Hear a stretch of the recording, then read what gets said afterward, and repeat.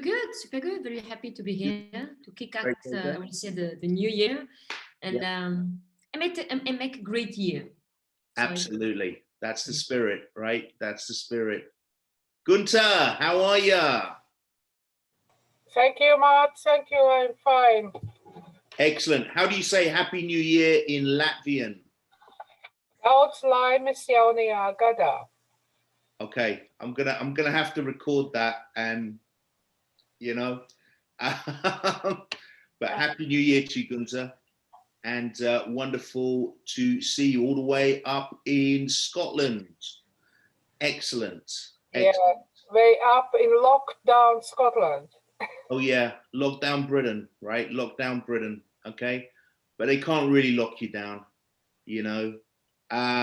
You got to overcome and transgress it, and that's exactly what we're going to do. We're going to use the time to create the life and the energy that we want. Very, very important indeed. So look, anyone else want to say anything? Want to be a little bit interactive? Hey, Sam, how are you, sir? Good morning. Happy New Year. Happy life. Happy wife. Absolutely, absolutely, sir. Very good, sir. Good to have you here. Lovely to speak to you the other day, too. Absolutely. We need to touch base on that one. Thank you. Thank you. Thank you. So we are going to move into sharing the screen and get into contact. I'm very, very happy to be here. And today we are talking about the achiever's mindset. Now, the achiever's mindset is part of the achievement process, okay?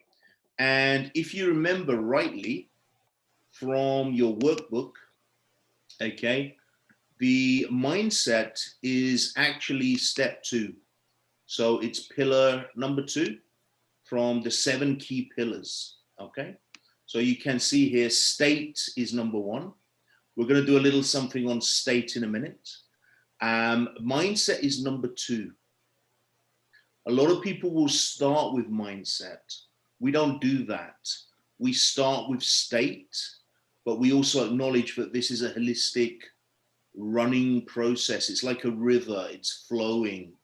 So it's not a linear process. It's not state, mindset, clarity, commitment, structure. It's more like a river, with state being the source that leads to mindset, and state and mindset together will give you clarity.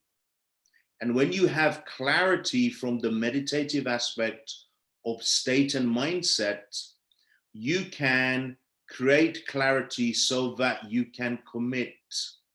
There is no commitment problem on the earth today. People think there's a commitment problem. No, there's no commitment problem. People have no issue committing to what they really want to be, do, and have. The issue lies here in the murky waters for some of state, mindset, and clarity, and all the programming that you see going on around the world, in nations, in cultures, in media, in subcultures, whatever, is all programming to distract your state. Whether it be intentional or not is not the debate. The fact is it's happening. It's all intentional to affect your state, affect your mindset, and most importantly, to confuse you. The opposite of clarity is confusion, okay? And that's all part of a great illusion, delusion, whatever you want to frame it as. So we understand that these are the key pillars. And mindset really deserves a very special place within this format.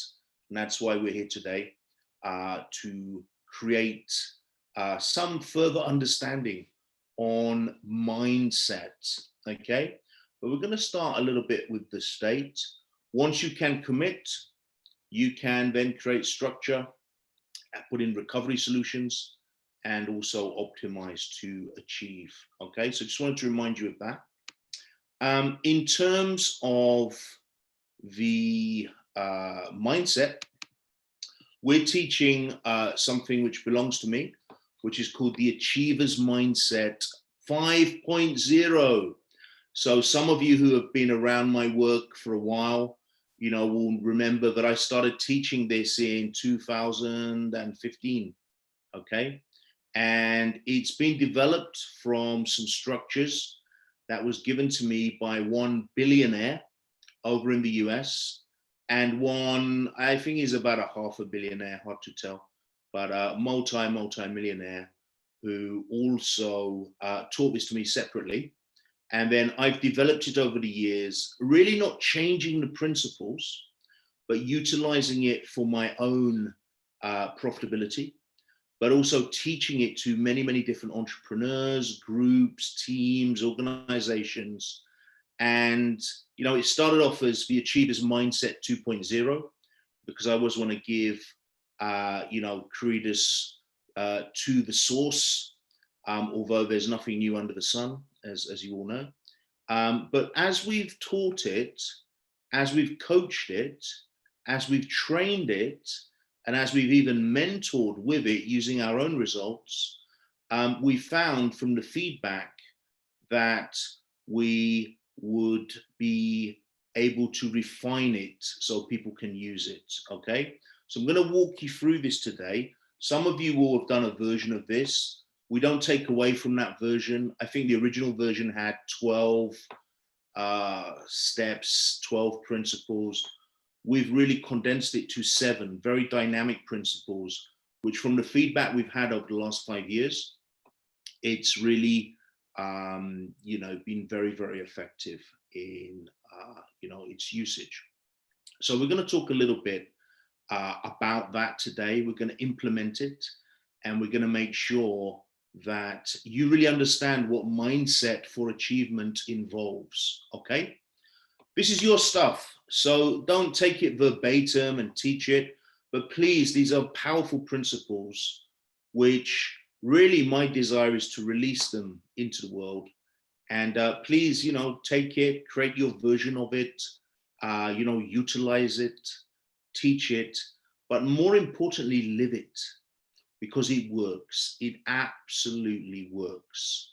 Where structures like the law of attraction, NLP, you know, the various modalities that people use fall apart or have gaps, you know, this absolutely works, okay? It works 100% of the time for everybody. That gives it the respect it deserves. And that's really what it takes. It's giving it the respect that it deserves. So what I want to do is I just want to stop my share for a moment before we go into that. Let's see who else is here. I think everyone is here now. Now, what I want to do is, first of all, I want to get into state.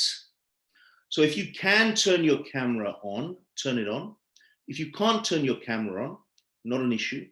But what I want to do, first of all, is I want to give you a very simple method to get into state, like fast, super, super fast. Like you can get into state in 5 seconds.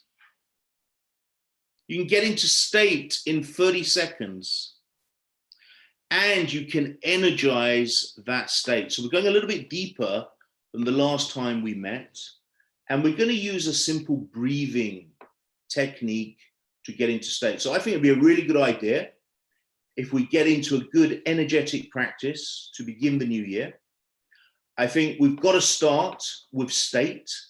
That's very, very important. And you know, you can use this as a therapeutic tool. Now, it's the simplest thing in the world. Anyone can do it. You just got to follow my instructions. Feel free to laugh. Feel free to have fun. Feel free to relax.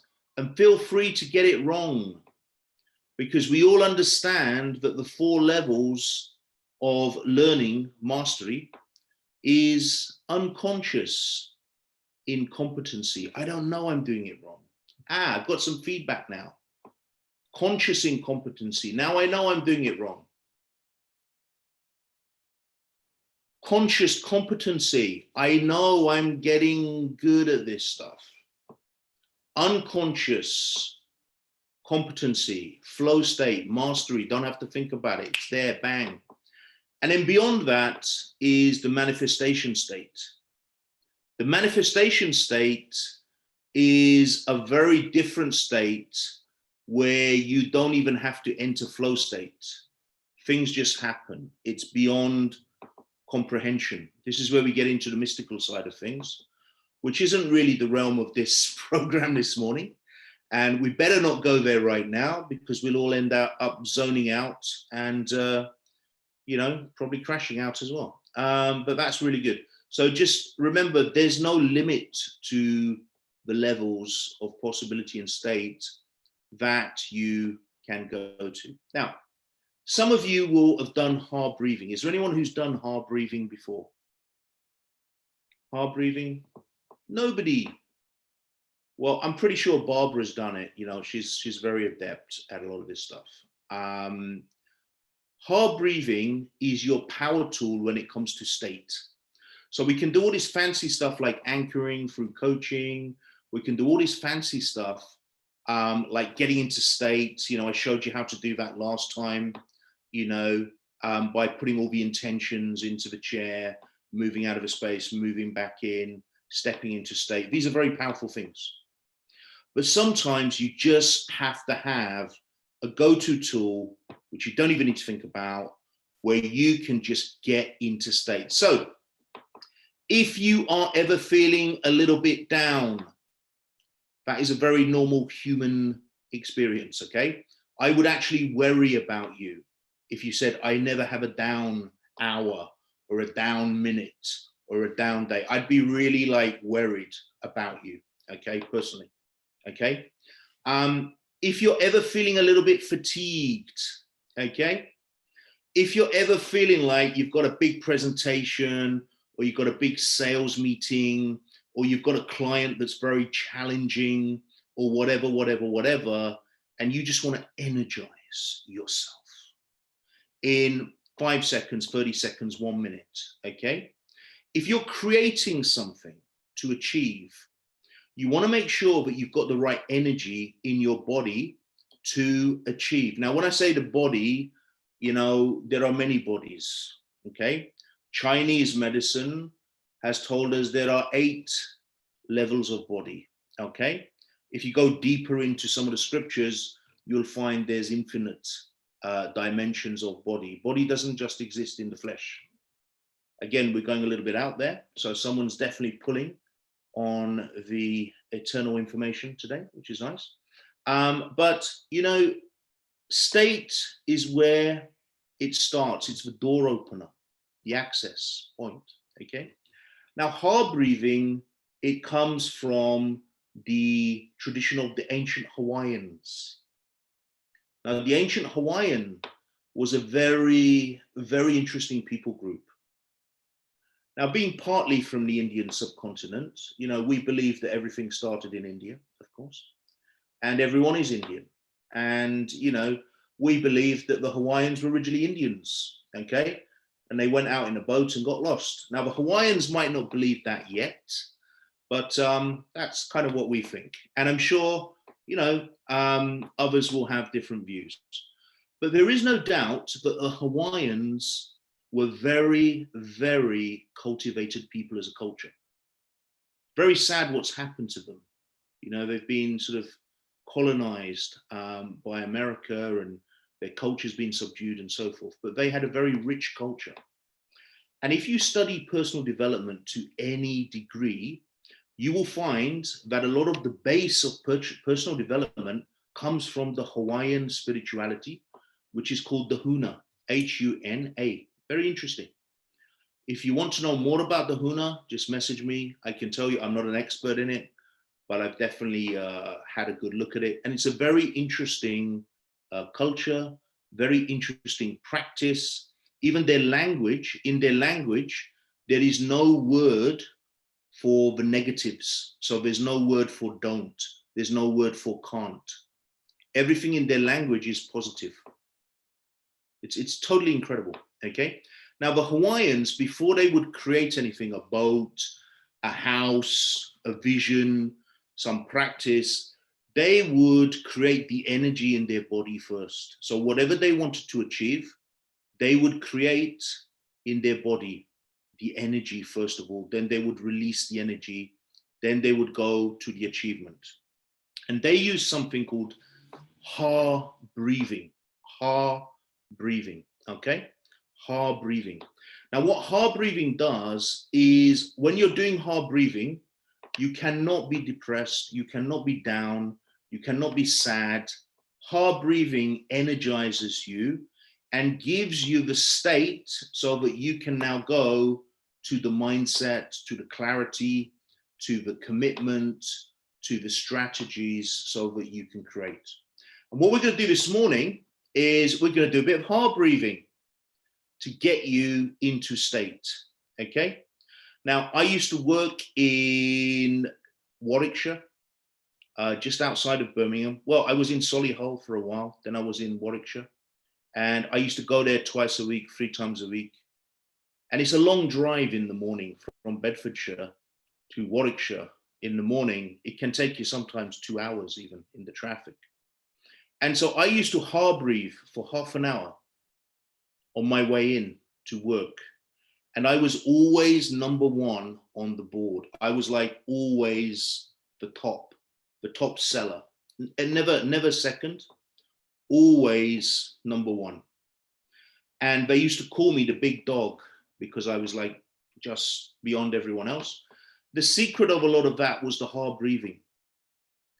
The ha breathing, it gets you in such a state, you know, if you do it for a good amount of time. Now, I don't recommend doing it in the car until you've really done this for a while, because it will change your state and, you know, it really will get you motivated. But I used to start my sales days with ha breathing. And the ha breathing, okay, it becomes like a magnet. It just like people just want to talk to you because energy, you see, achievement, anyone who talks about achievement and they're not talking about energy, there's a gap. There's a big gap. Achievement is energy. Energy is achievement. If you get onto the frequency of the energy behind the being, doing, having you want, you will attract that energy, that thing straight away, immediately. So we're going to go into the state, and it's really simple, really simple. So I've given you a bit of background on the ha breathing, okay? The other thing I want to say is that when you're doing your ha breathing, disease cannot exist. It's a big statement. You know, we don't make medical claims, but we do say things like disease cannot exist when you're doing your ha breathing. Okay? Viruses cannot exist. If you want to build your immune system, ha breathing, it's very, very powerful. So we're going to do this now. I'm going to give a little example, and then we're going to do a little bit of it. We're not going to do 20 minutes. We'll do a little round of about 10 ha breaths, okay? Very simple. What you're going to do is you're going to breathe through your nose, and you're going to breathe, say, for the count of 10. And you're doing diaphragmatic, I think is the word, diaphragmatic breathing. In other words, you're breathing deep down into your belly. Deep down into your belly. It's not like in the West, they breathe in the chest like this. You know, you're breathing into your body, deep into your body. Now, if you have any breathing issues, just take it easy. Stop at the sign of any discomfort. You know, if you've got serious breathing issues, maybe just watch and then ease into it in your own time. But for most of us, we're going to be absolutely fine. Morning, Tina. Yeah, absolutely, Joanna. The other thing is, if you do this and you suffer from asthma, any breathing condition, it will go. It will run away from you. It's not a medical claim, it's an energetic claim, okay? The reason it will run away from you is because it can't stand the frequency. Breathing issues generally are very low vibrations. Hi, Teresa. Morning. I'm sure you've done a bit of hard breathing in your time. So, you know, breathing issues are a very low frequency. Low frequency doesn't get you anything you really want. Low frequency vibrations actually sabotages your life in every aspect, okay? So we always want to be high frequency. High frequency does not mean you are Tony Robbins jumping around the room, you know, jumping into ice baths in the morning, running through the fire at nighttime. You know, that's all good, but it doesn't mean that. Actually, it could be very quiet, very solitude kind of lifestyle. You know, it's what it is for you. But a high frequency is where we're going to go. So let me get on with the hard breathing. Okay. The first thing you're going to do is you're going to breathe through the nose. You're going to release the breath out of the mouth. Okay. So you're not breathing through the nose and you're not breathing out of the nose. Okay. You're breathing through the nose and you're breathing into your diaphragm, your lower belly.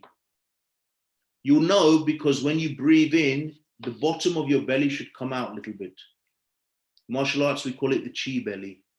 Okay. It should just come out like a Buddha's belly. It should come out a little bit. Okay. Yeah.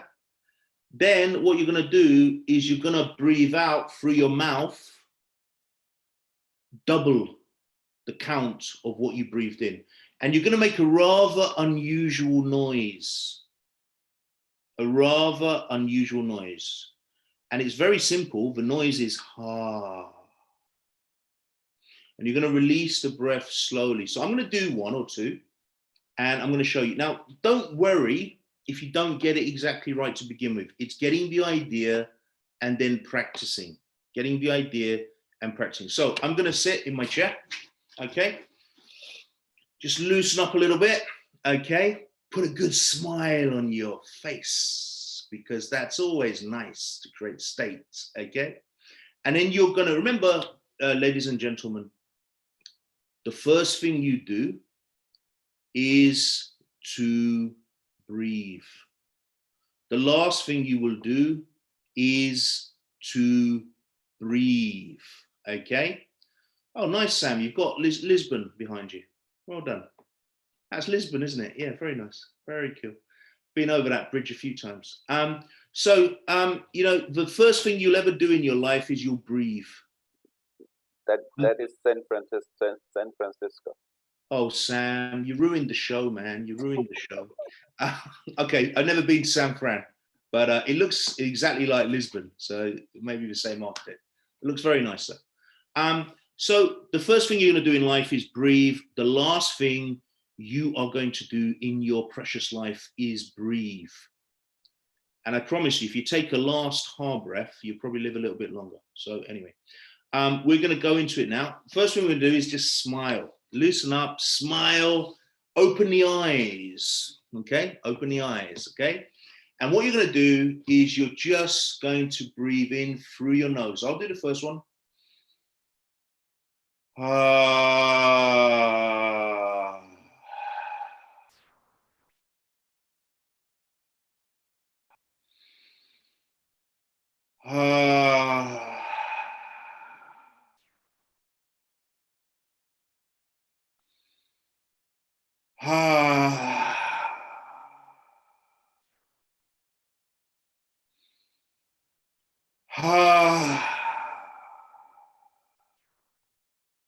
Now watch my skin. You can even see the person's skin is changing, is tightening. You'll feel more energized. You'll feel like you've had a very good sleep and you're energized and you're ready to go. If you start doing this regularly, you can literally have 4 hours sleep a day if you want, and you'll be so energized, lots of energy, okay? So what I'd like to do, ladies and gents, if you're comfortable, I'd like to do a few together. Okay, so again, we're not going to go into a whole workshop on this, but we want to get in a state. Okay, we want to get in a state to perform, to achieve, to get in a state so we can look at this mindset, okay? So we'll do a few together. And, you know, you can be loud on the ha. It's a ha, so it's ha. And the end is going to be like a smoke moving away, okay? All right, so let's do the in-breath. Oh, well done, Barbara. Yeah, ha. Yeah, it's from the Huna tribe, okay? We're going to breathe in through the nose.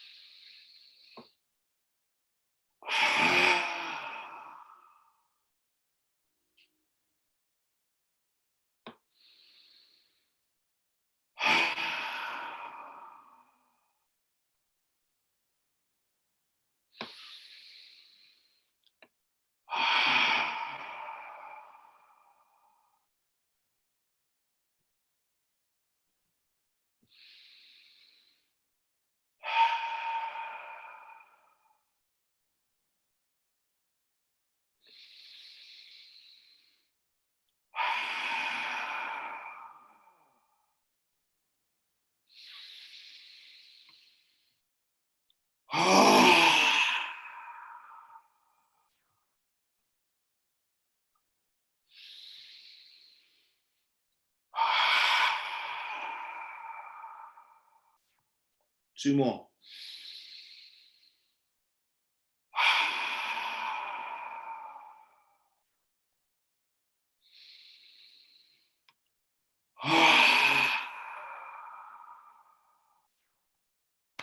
Well done. Well done.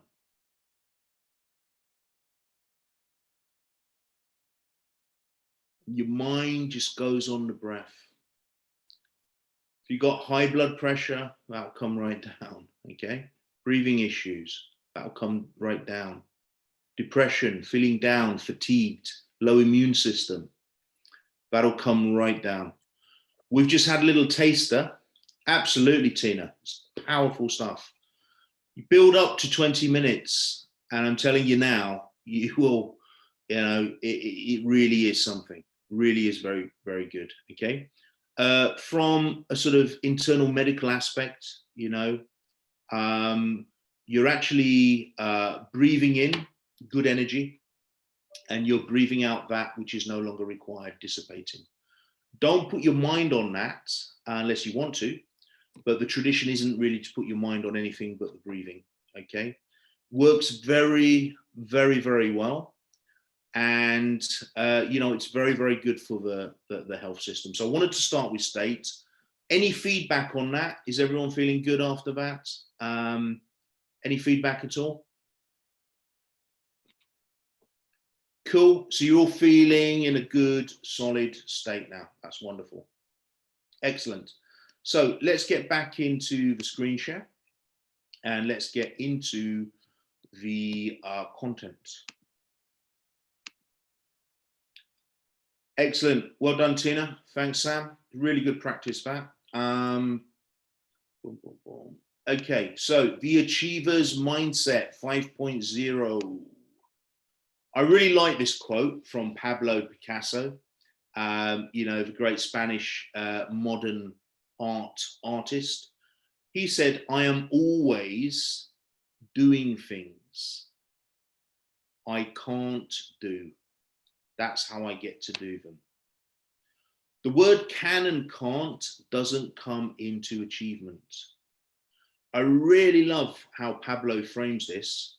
He starts with the words, I am, total identity, total ownership, always doing. So he's doing. So we go from being to doing. I am is a being. I am is a being statement. It's an identity statement from a coaching aspect. Be, do, have. I am always doing things I can't do.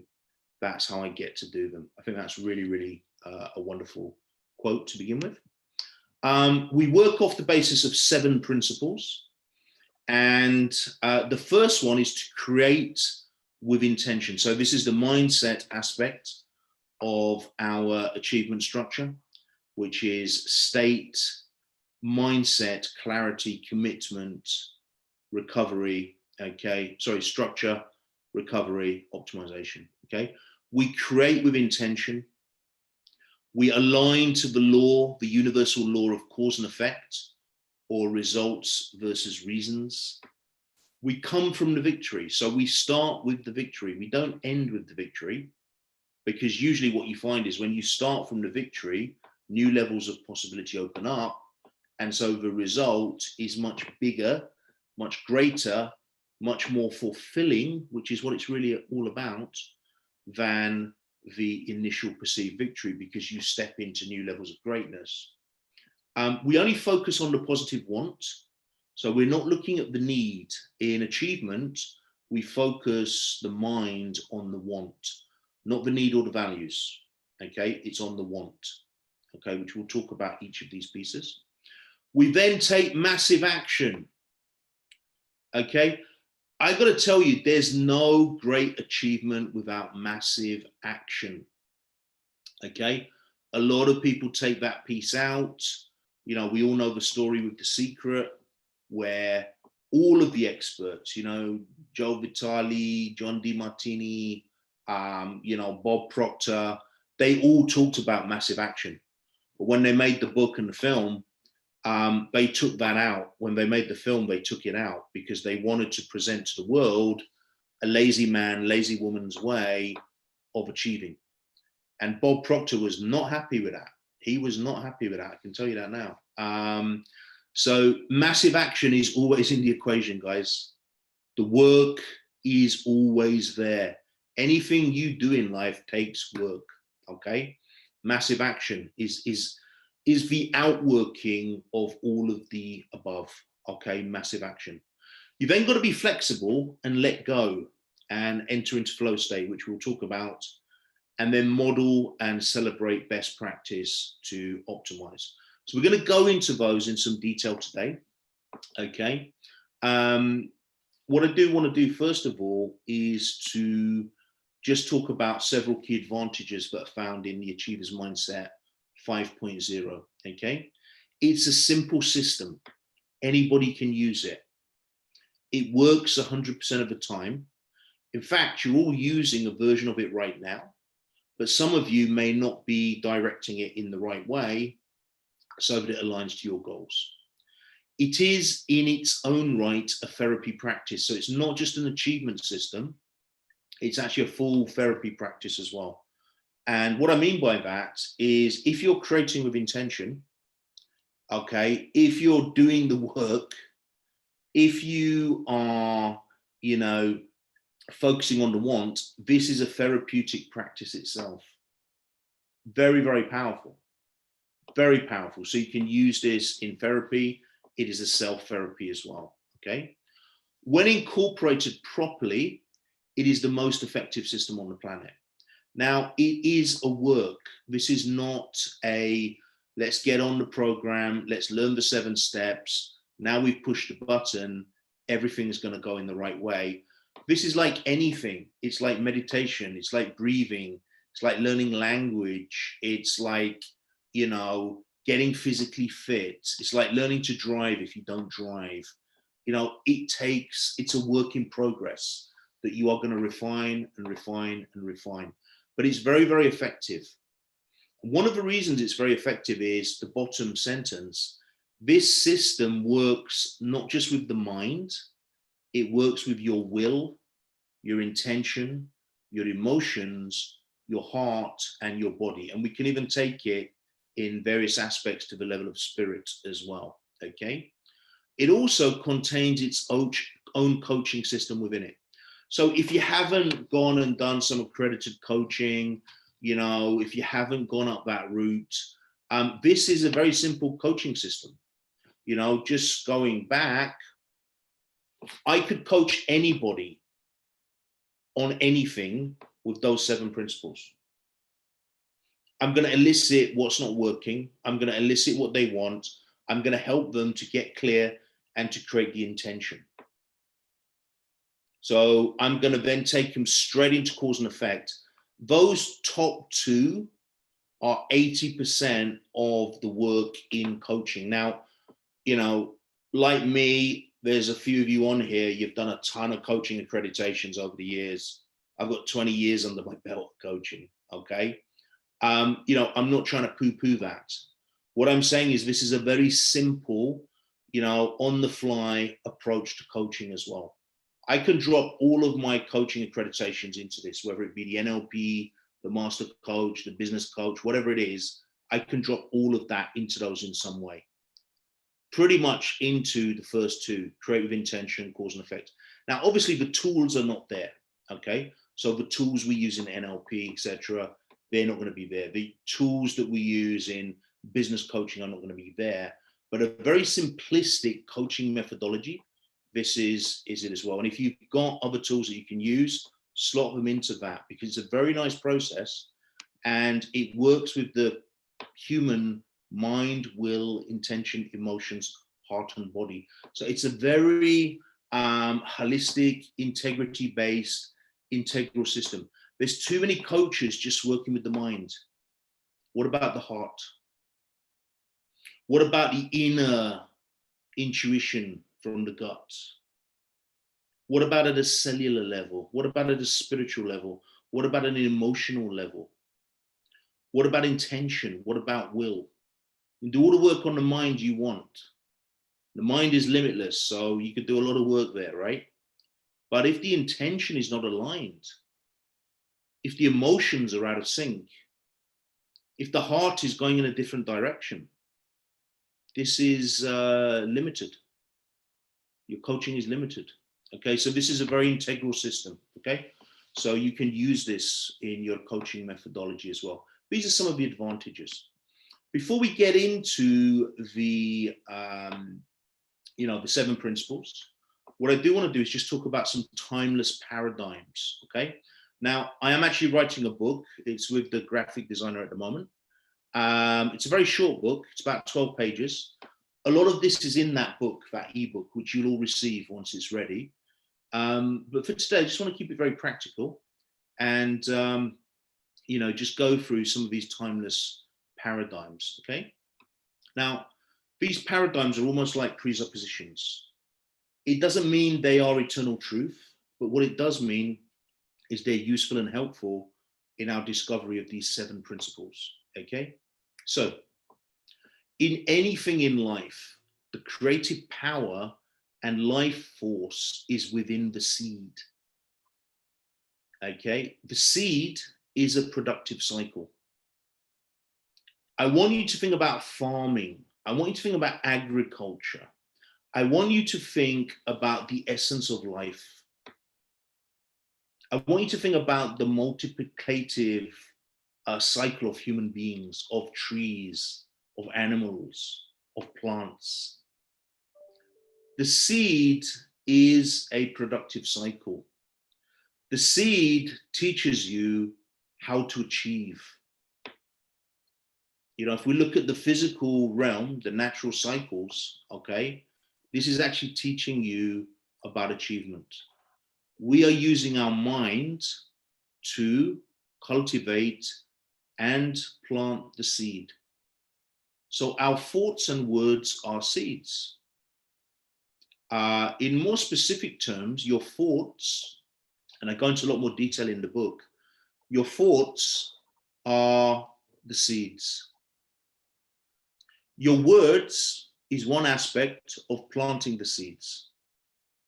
Your words are very, very important. But your thoughts are your seeds. Now you can cultivate your thoughts. So you can create whatever seed you want. So let's say, for example, somebody on this call wants to build, you know, $100 million company or something like Zappos or something like, you know, what Tony Sway did with Zappos, right? That's a seed. Remember what Pablo Picasso said, an artist is a creator, you know? Pablo Picasso said that he's not doing things he can do. He's always doing things he can't do. That's why he succeeds.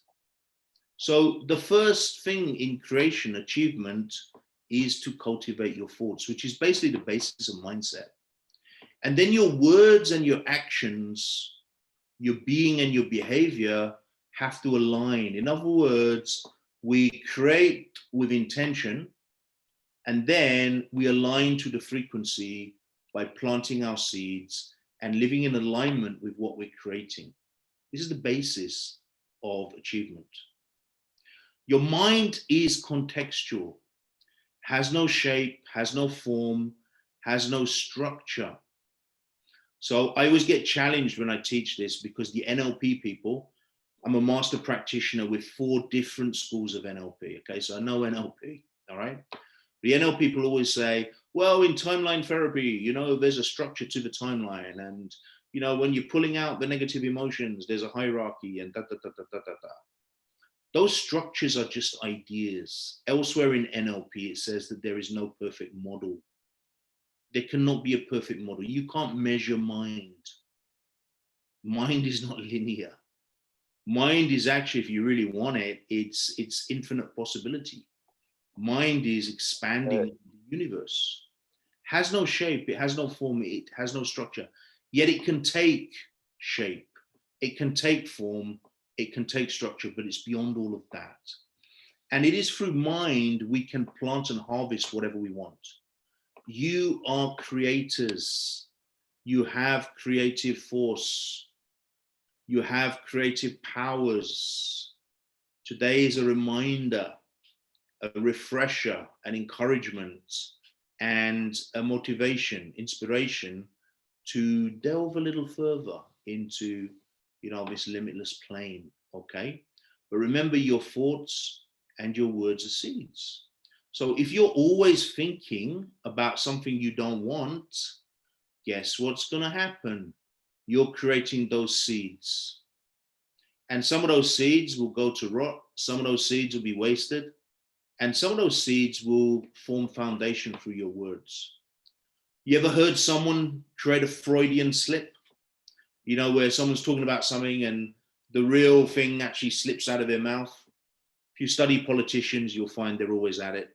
You know, the odd Freudian slip will come out and you'll go, aha, okay. If you've ever seen that, it's quite hilarious, but it's so true.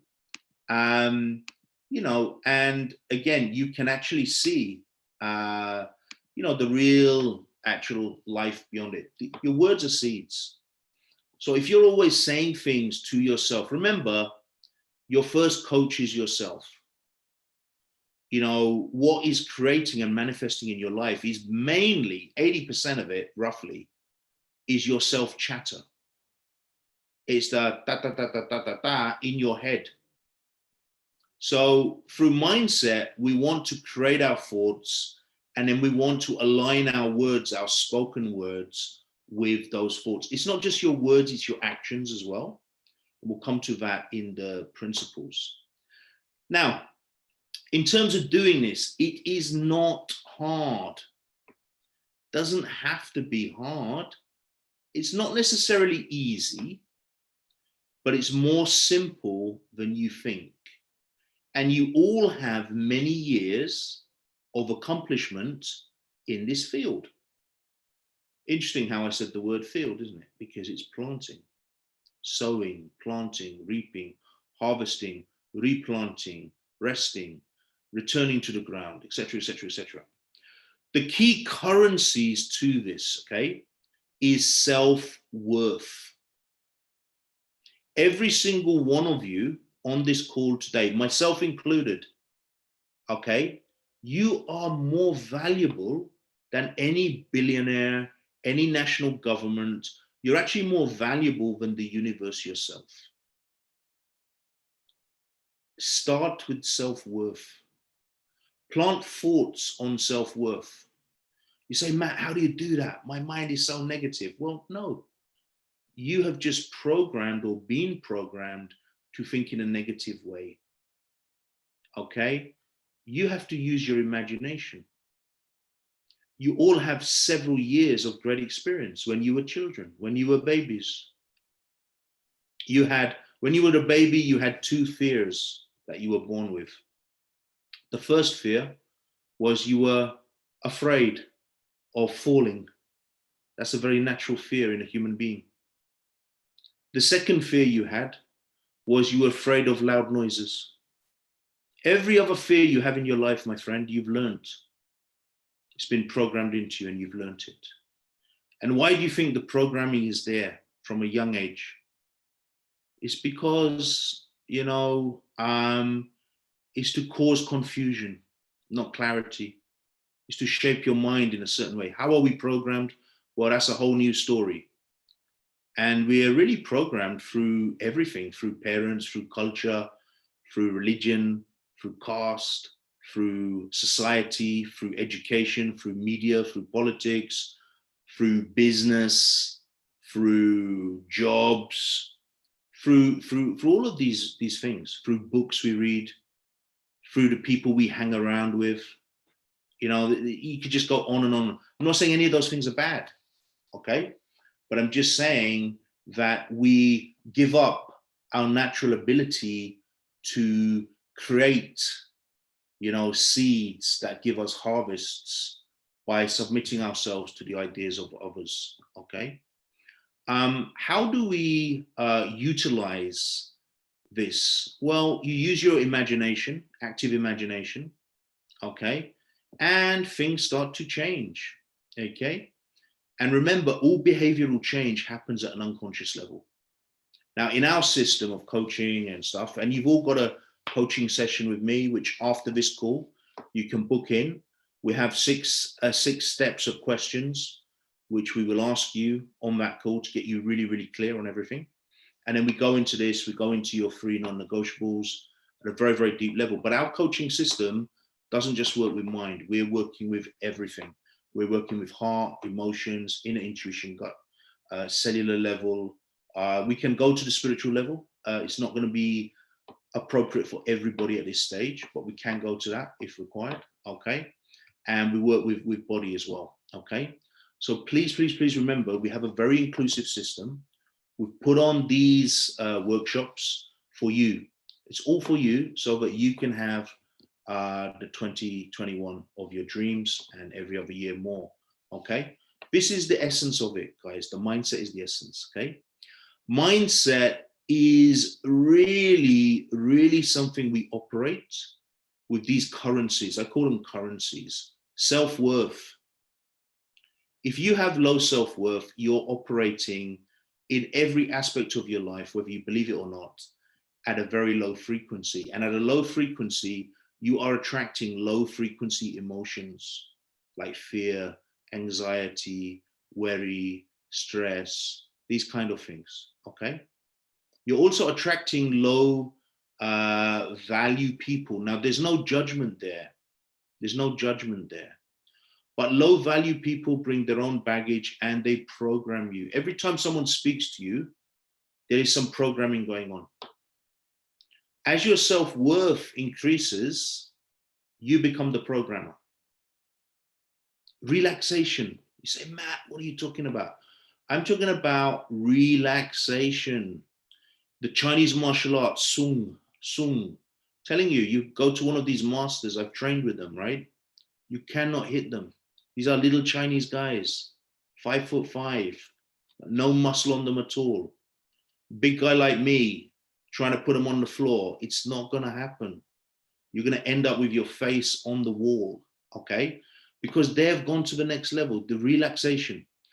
All meditation, all prayer is effective from relaxation.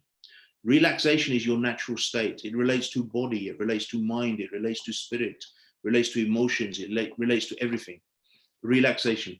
If you have issues relaxing, you got to relax into everything, achievement especially, okay?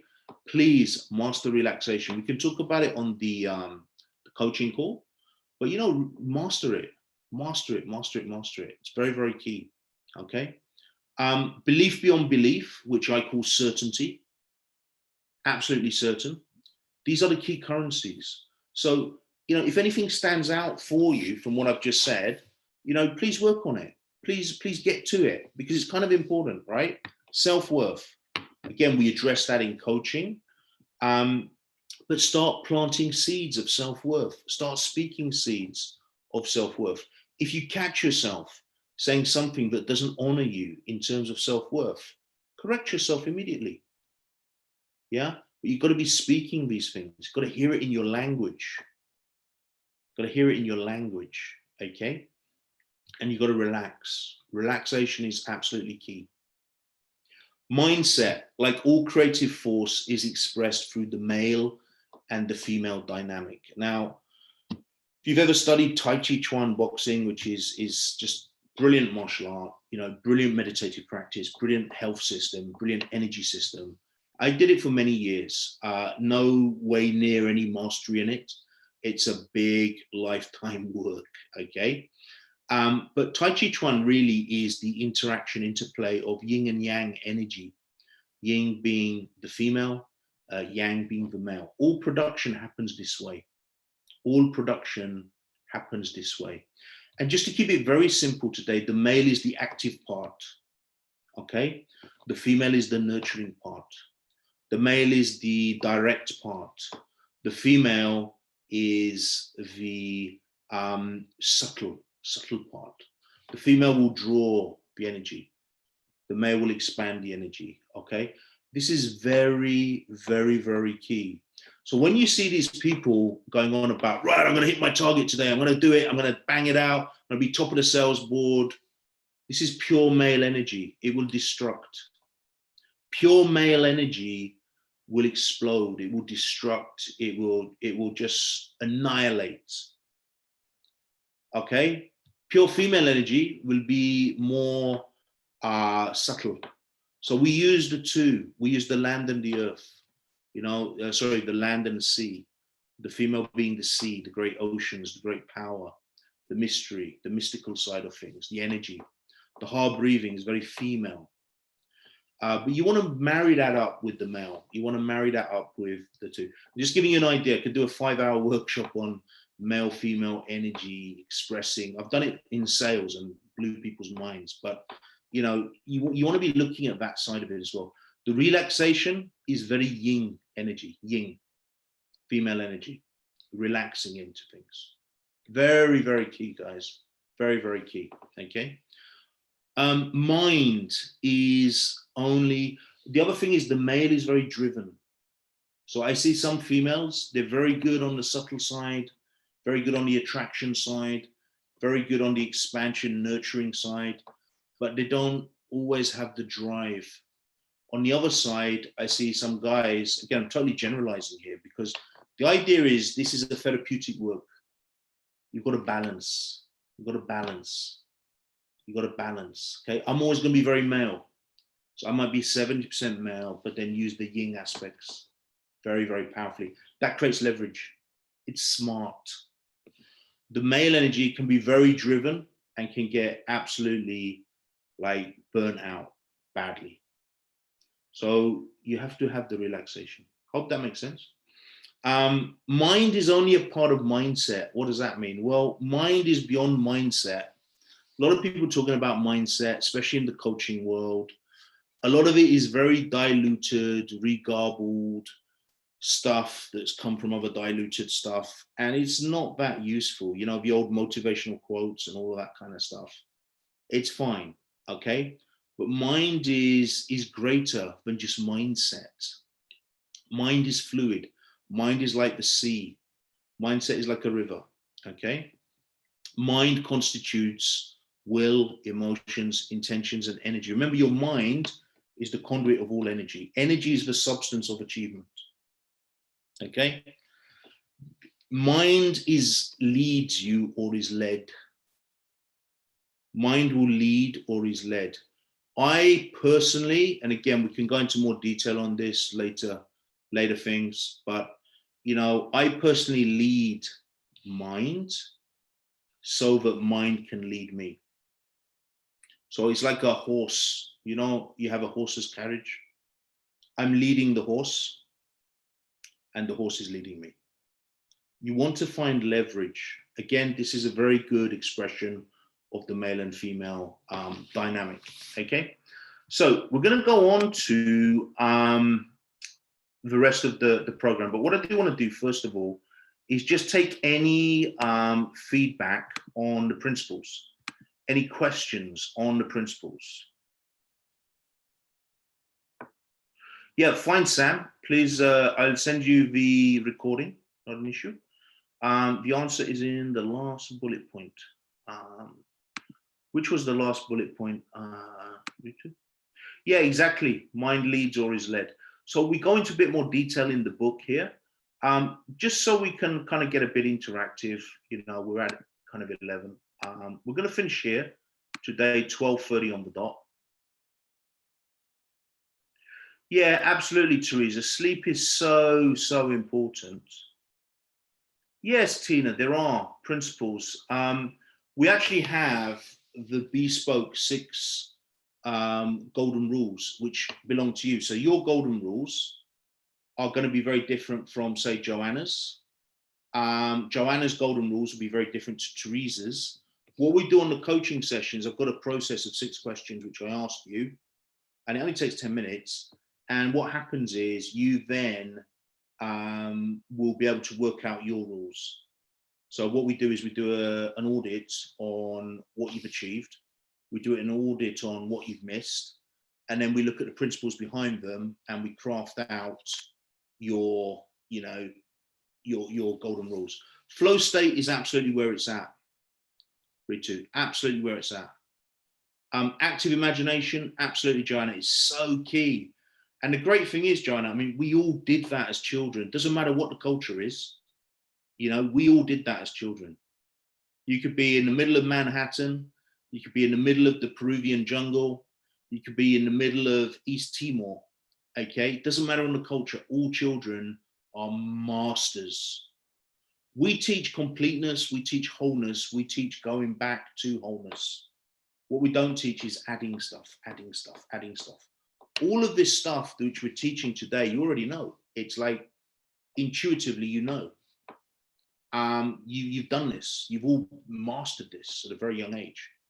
And unfortunately, a lot of us were, well, all of us, I would say, have been uneducated from around the age of 5, 6, 7.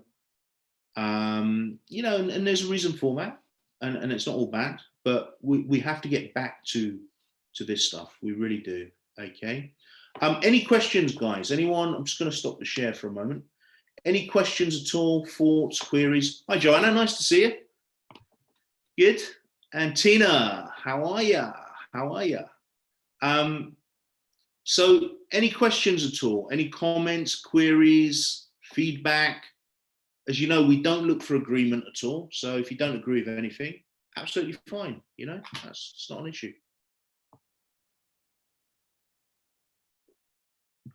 On your message, let me just see. Yeah, Tina, do tell me what's your question. You can open your mic if you want.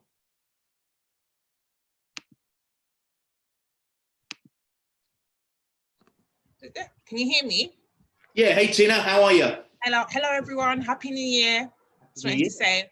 And regarding the non-negotiables, I'm so excited. I've been working on them, but I haven't finished because I'm so excited. Like I just like working on them and just going through them. But I was basically doing them in the structure based upon that Portuguese goal that you sent us. Is that okay? Yeah, yeah. Okay. I'd send it to you, but yeah, that's absolutely fine. Okay. Yeah.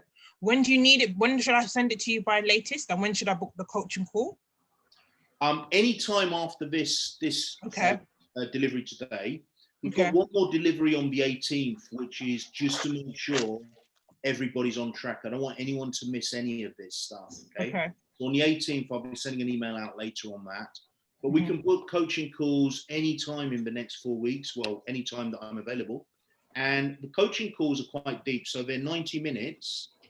And what we'll do on those coaching calls, we'll go through, they're one-on-one, highly confidential. We'll go through your non-negotiables.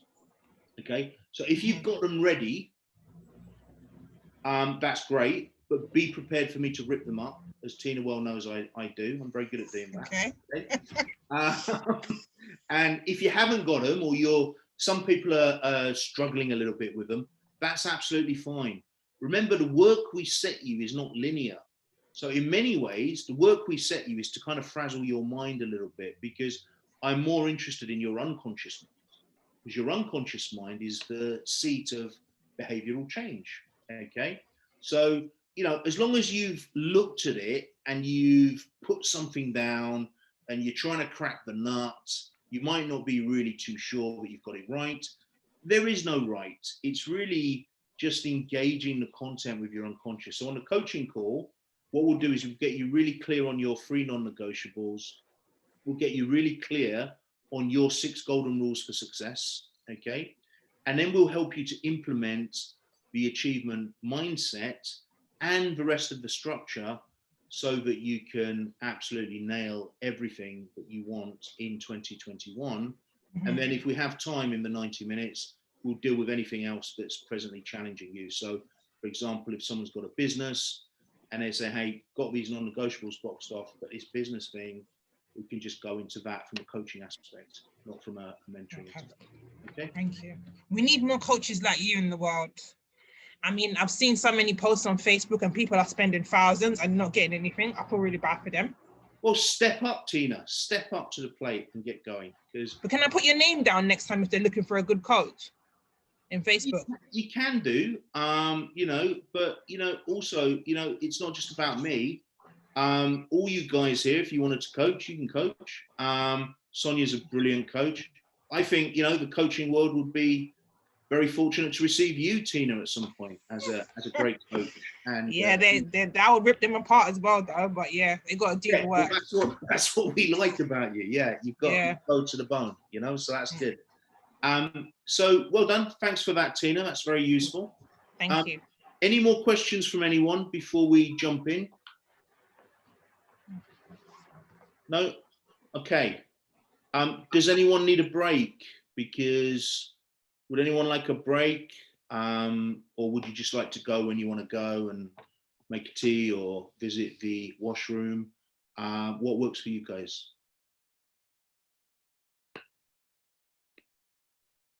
Just want to go when you want to go? Okay, so let's do it that way. I think that's going to be better. Excellent, thank you. So let us go back to the screen share and we shall jump into the content. Are you enjoying the content so far? Or am I boring you to death? Always interesting.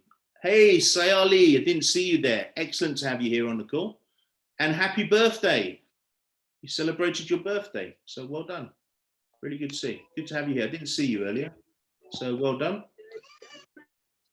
Okay, so we're going to jump into the rest of the content here.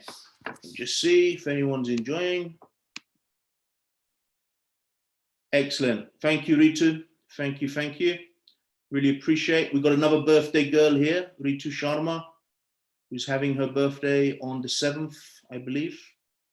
So happy birthday to Sayali and to Ritu. Anyone else birthdaying this week? What a week to have a birthday. Wow. Incredible. Wonderful. Okay, so utilizing. See, Tina, you were ahead of my slides. Utilizing with your non-negotiables. Okay, the 7 principles, they work in harmony with your non-negotiables. So what you can do is you can run the non-negotiables through the 7 principles. So what you want to do is you want to make sure here that you are running on a daily basis, on a weekly basis, at the beginning, you know, towards the end, in the middle, you know, and you can do this in your reviews, your daily reviews with yourself. You want to make sure that your non-negotiable is created with intention on a daily basis. Remember, the seed has to germinate, the seed has to be watered. You want to make sure that it applies to the laws of cause effect, which I will go into. You want to make sure it's going through all of these, that you're taking massive action. And if you do that, you are watering your seeds. You are really caring and nurturing for your crop, okay? It's absolutely incredible, okay? So you want to run it through the 7 principles. The 7 principles are not just designed to create what you want. The 7 principles are designed to nurture, to cultivate, to optimize, and to increase your achievement. And again, because it's a therapeutic model, as you're doing all of that, it has very, very good work for you as well, which is really, really important, okay? So you want to make sure that you're scheduling those meetings. This mindset piece works very, very aligned with the Achievement Masterclass protocol, okay? So you want to make sure that in the structure part of your achievement masterclass protocol, you're having those daily meetings with yourself. They do not have to be hour meetings. They could be a 5-minute check-in in the morning, 5-minute check-in in the evening, okay? Everybody's got time for that, okay? Now, what you're going to do is you're consistently going to take the first principle to recreate with intention for your micro outcomes for your first NN, okay? Now, what this means is, you know, you've all got your non-negotiables. So in the next 12 months, Tina knows that she's got a non-negotiable, and she now has the structure, she now has the training, she now has the clarity, she now has the energy, she's got access to the state, and she's got the ability to create that non-negotiable and to make it happen. Here's the reason why, especially if it's specific, because the other thing we do in the coaching call is we help you to create very specific outcomes once you've got your non-negotiable. Remember, an outcome is really a chain of smaller outcomes. Now, the two major reasons why people do not achieve their outcomes is very simple. The first one is because this is at a basic level. You know, the achievement masterclass and mindset is at a very, very high level, very, very high level, okay? This is the deep stuff, guys. There's no advanced class. This is it. Here you are, okay? But at a basic level, the reason people do not achieve is because they don't create specific enough goals.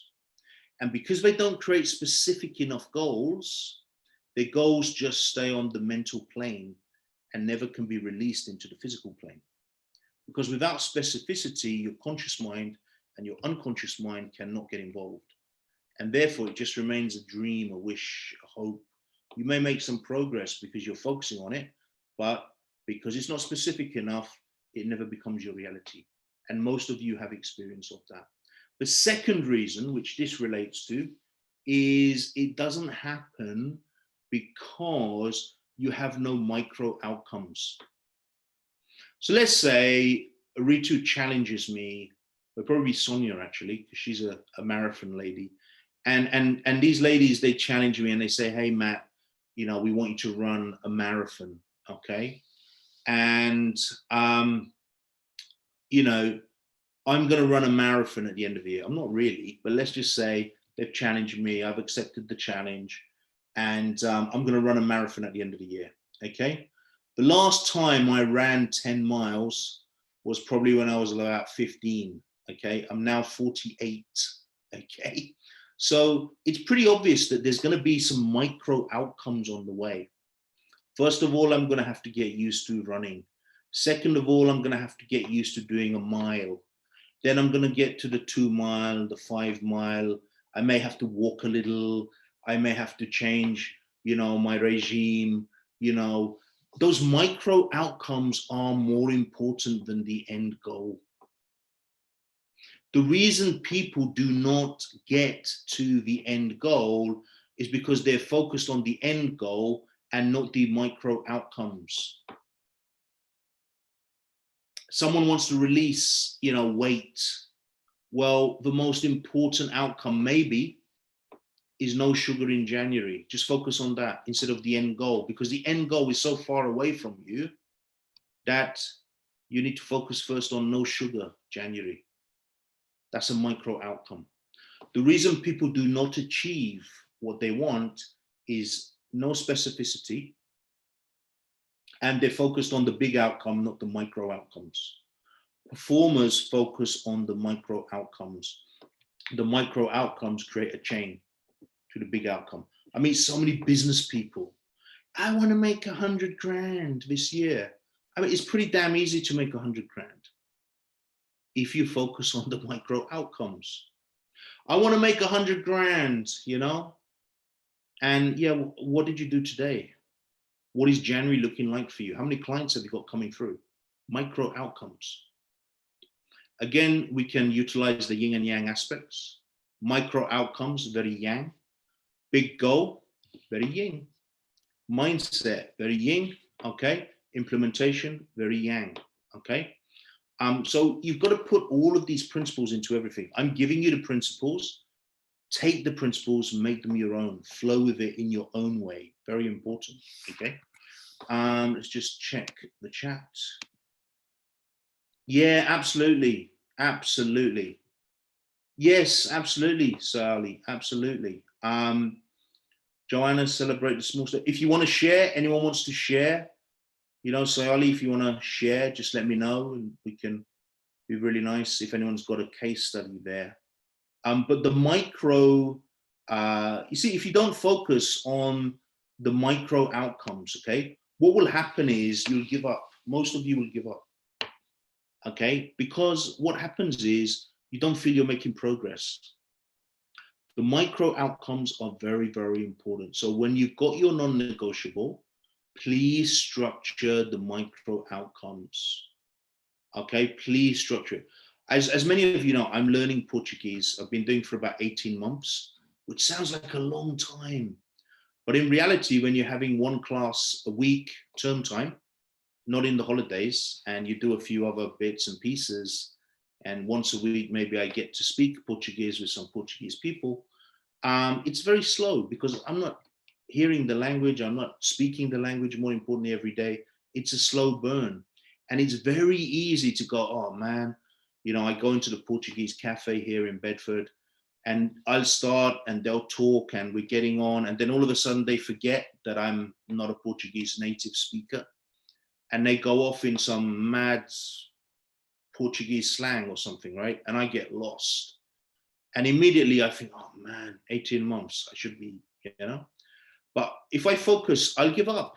But if I focus on the micro outcomes, what are my micro outcomes for January? How many hours input? How many visits to Portuguese cafe? How many privates? How much listening of Portuguese films? How much work reading? How many class? If I focus on the outcome, okay, January's gonna do it. If I just keep doing that, before I know it, I'll hit that unconscious incompetency, which is the 4th level of learning. Okay. So anyone got any questions on the micro outcomes? Because it's super important on anything that you want to achieve. Any questions, any comments? Anyone want to say anything? Yeah, yes. Hi, Teresa. Can I, please? Please do. Oh, sorry. Was Teresa going to say? I don't know who was first. Teresa goes first. She's got a question in the chat. Yeah, Teresa, can I, and then I'll come to you, Ritu. Okay, it's fine. I didn't mind. Hi, Teresa. Happy New Year. Hi, Happy New Year to you. Great. What is your question? The question is, being a teacher, and then you think, is it my job to, because not everyone has this mindset, is it my job to make those micro points, or really for them to do it if they're adults? I think it's a great question. I don't think there's any right or wrong. I think it's very intuitive. It's very bespoke. Personally, I take the principle of you can lead the horse to water, but you can't make them drink. Yeah. Okay. You can make them drink. You can put a bit of salt there and stuff. But I think generally you can open up the discussion. You can maybe give a case study from a teaching aspect. Case studies are really important, because then you can sort of use a case study or a story and say, you know, I had a student, really, really good potential, very visionary. John was always focused on the end outcome. And because of that, he missed all the cogs in the wheel. So I really, from my experience, really recommend that you focus on the micro outcomes. Are you doing that? Anyone got any comments? That's kind of my duty done. Because again, you can't force feed.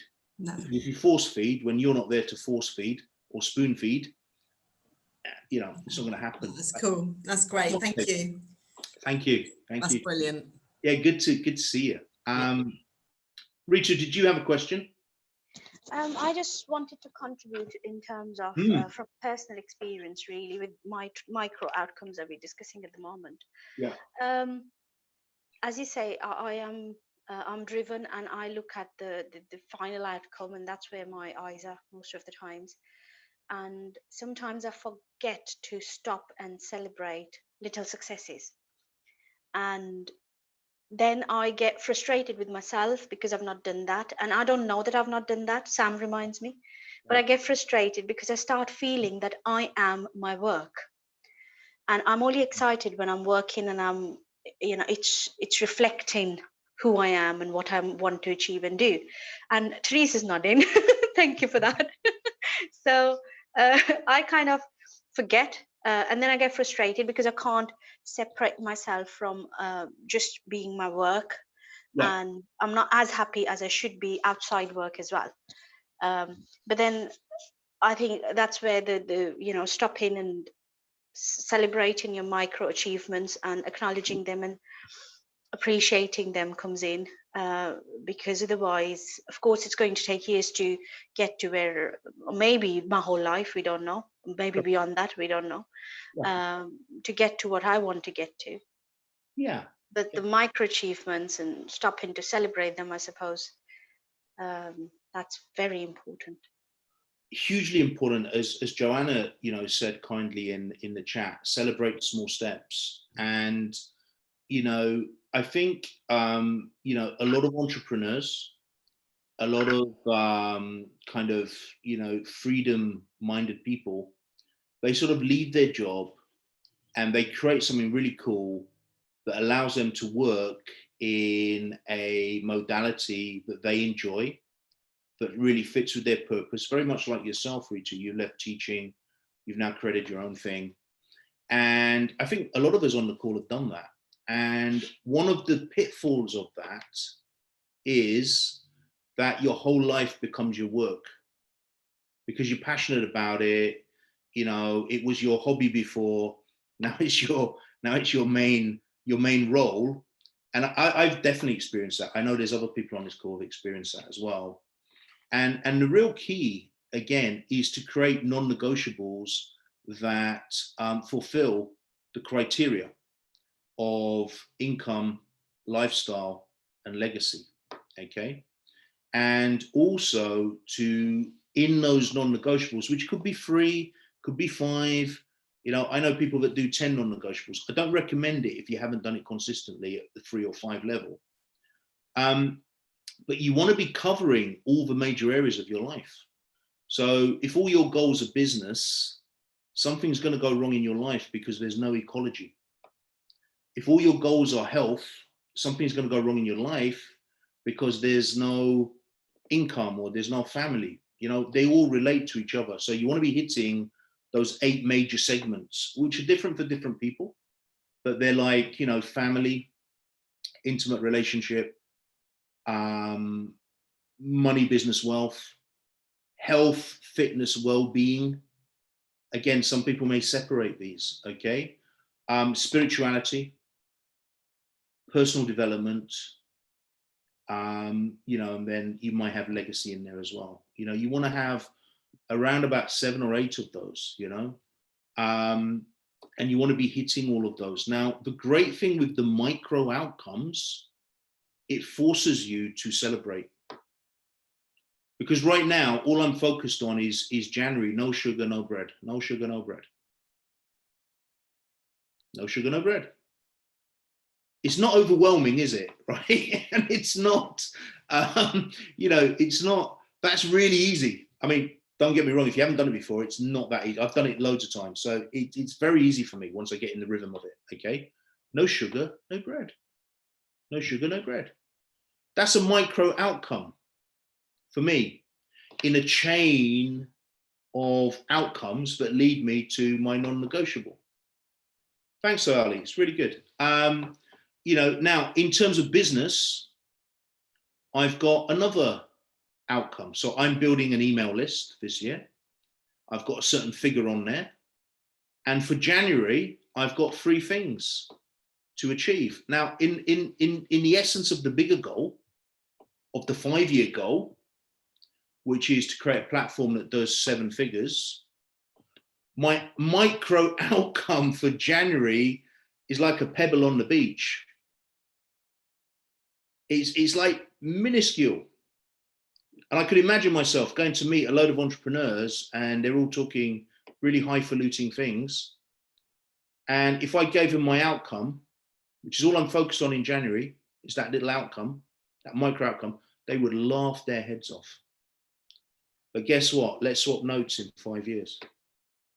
Because the power of the micro outcomes is enormous. It's enormous, okay? And it frees me, Ritu, because I can relax at the weekends.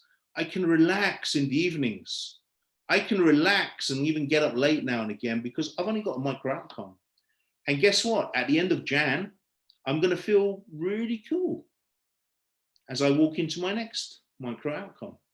So I think with the micro outcomes, what you'll find is that they'll really free you up. They'll really free you up. And they'll also allow you to have the time and the space to be alive in the other areas of your life, which are as important. I can't say that any area of my life is not as important as the other areas. Now that sounds selfish sometimes because people go, oh, family's first. Yeah, family's first. But how can I love my family without income?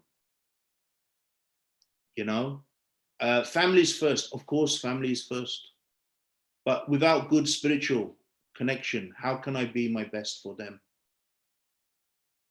You know, a lot of the time we just go in a pigeonhole and we say, oh, I want to buy a big house, you know, so business is first. No, you burn yourself out if you don't take care of the rest of it.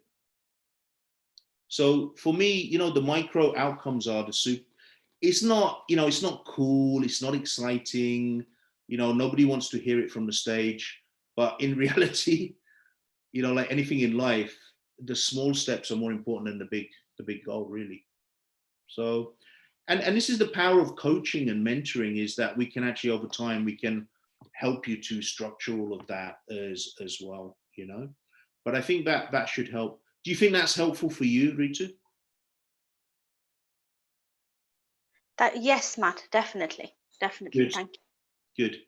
Yeah, let me know how that goes. Joanna, I love the phrase like a pebble on the beach. Yeah, I haven't used it for some time, so it's come from somewhere, which is pretty cool. But it's so true. You know, it's like the avalanche, isn't it? You know, top of the mountain, some little, you know, bit of ice starts and it all goes off. Right, we better get back in to the content. Any questions or anything, just feel free to open your mics. You know, this is what I love about small group training, is you can have that kind of intimacy in the training, and I think that's really cool. So just feel free to open your mic at any time and comment, you know, interject, debate, you know, whatever you want to add to it as well. I think that's going to be pretty cool. So I'm going to jump back in here and I'm just going to go in. The Amazon man is here. Good. Okay, so utilizing. Okay, so we've talked a lot about creating with intention, okay? This is the seed principle, okay? You enter it from state. So like today we did the heart breathing, you know, you can enter it from a prayerful state. Some people will go for a run. You know, when I was on the sales floors as a young man, we used to have to do push-ups and star jumps before we went in the room to make a sale.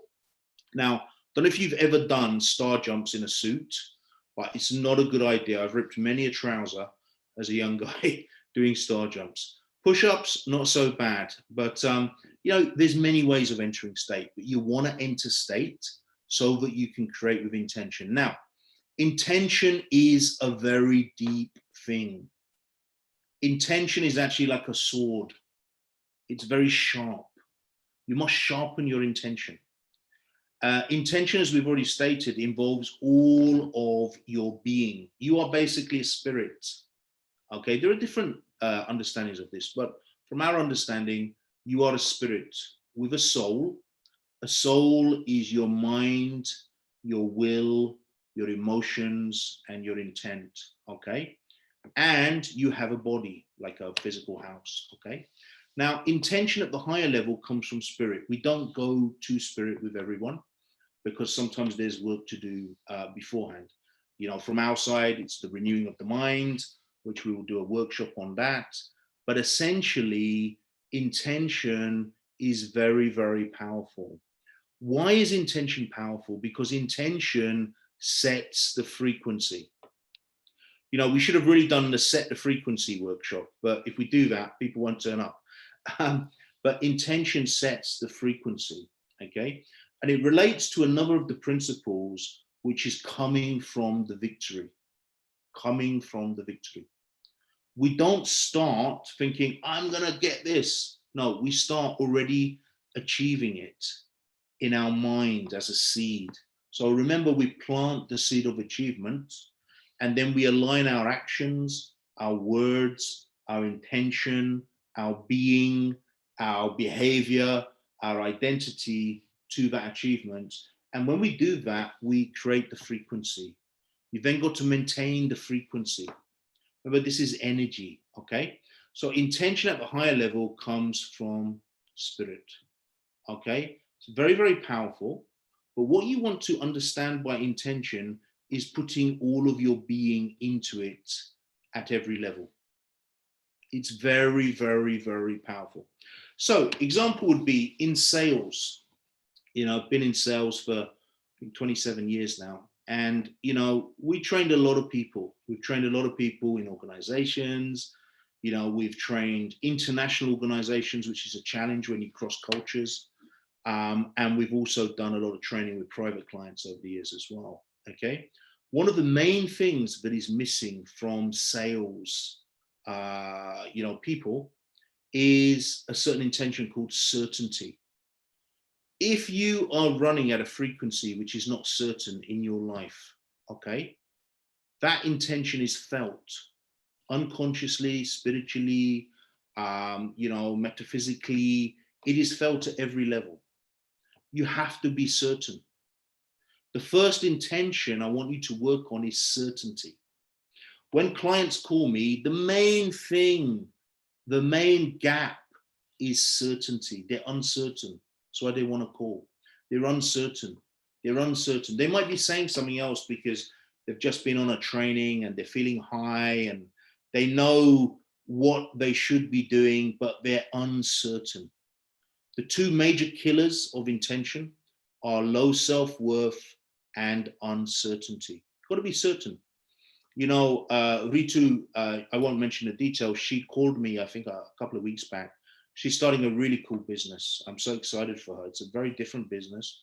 I won't mention it because it's her thing, but, you know, I could feel on the call, I hope you don't mind me saying this, Ritu, she's very excited. She's doing a lot of work. Really hats off to you with that.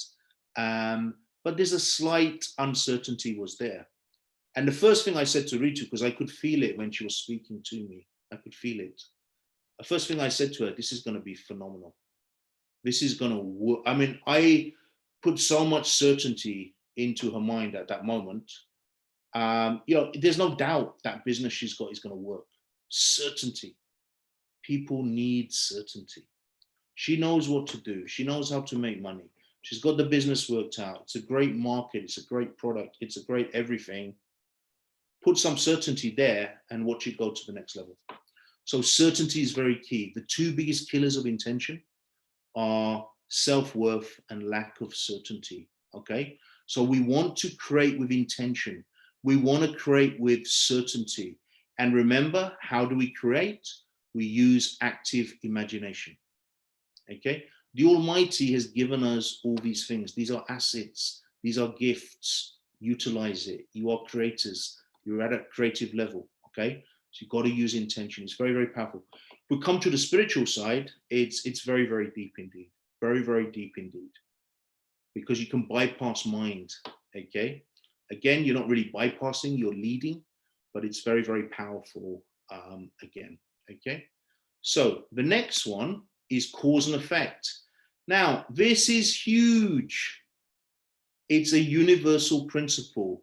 It is more powerful than the law of gravity, because the law of gravity is actually subject to cause and effect.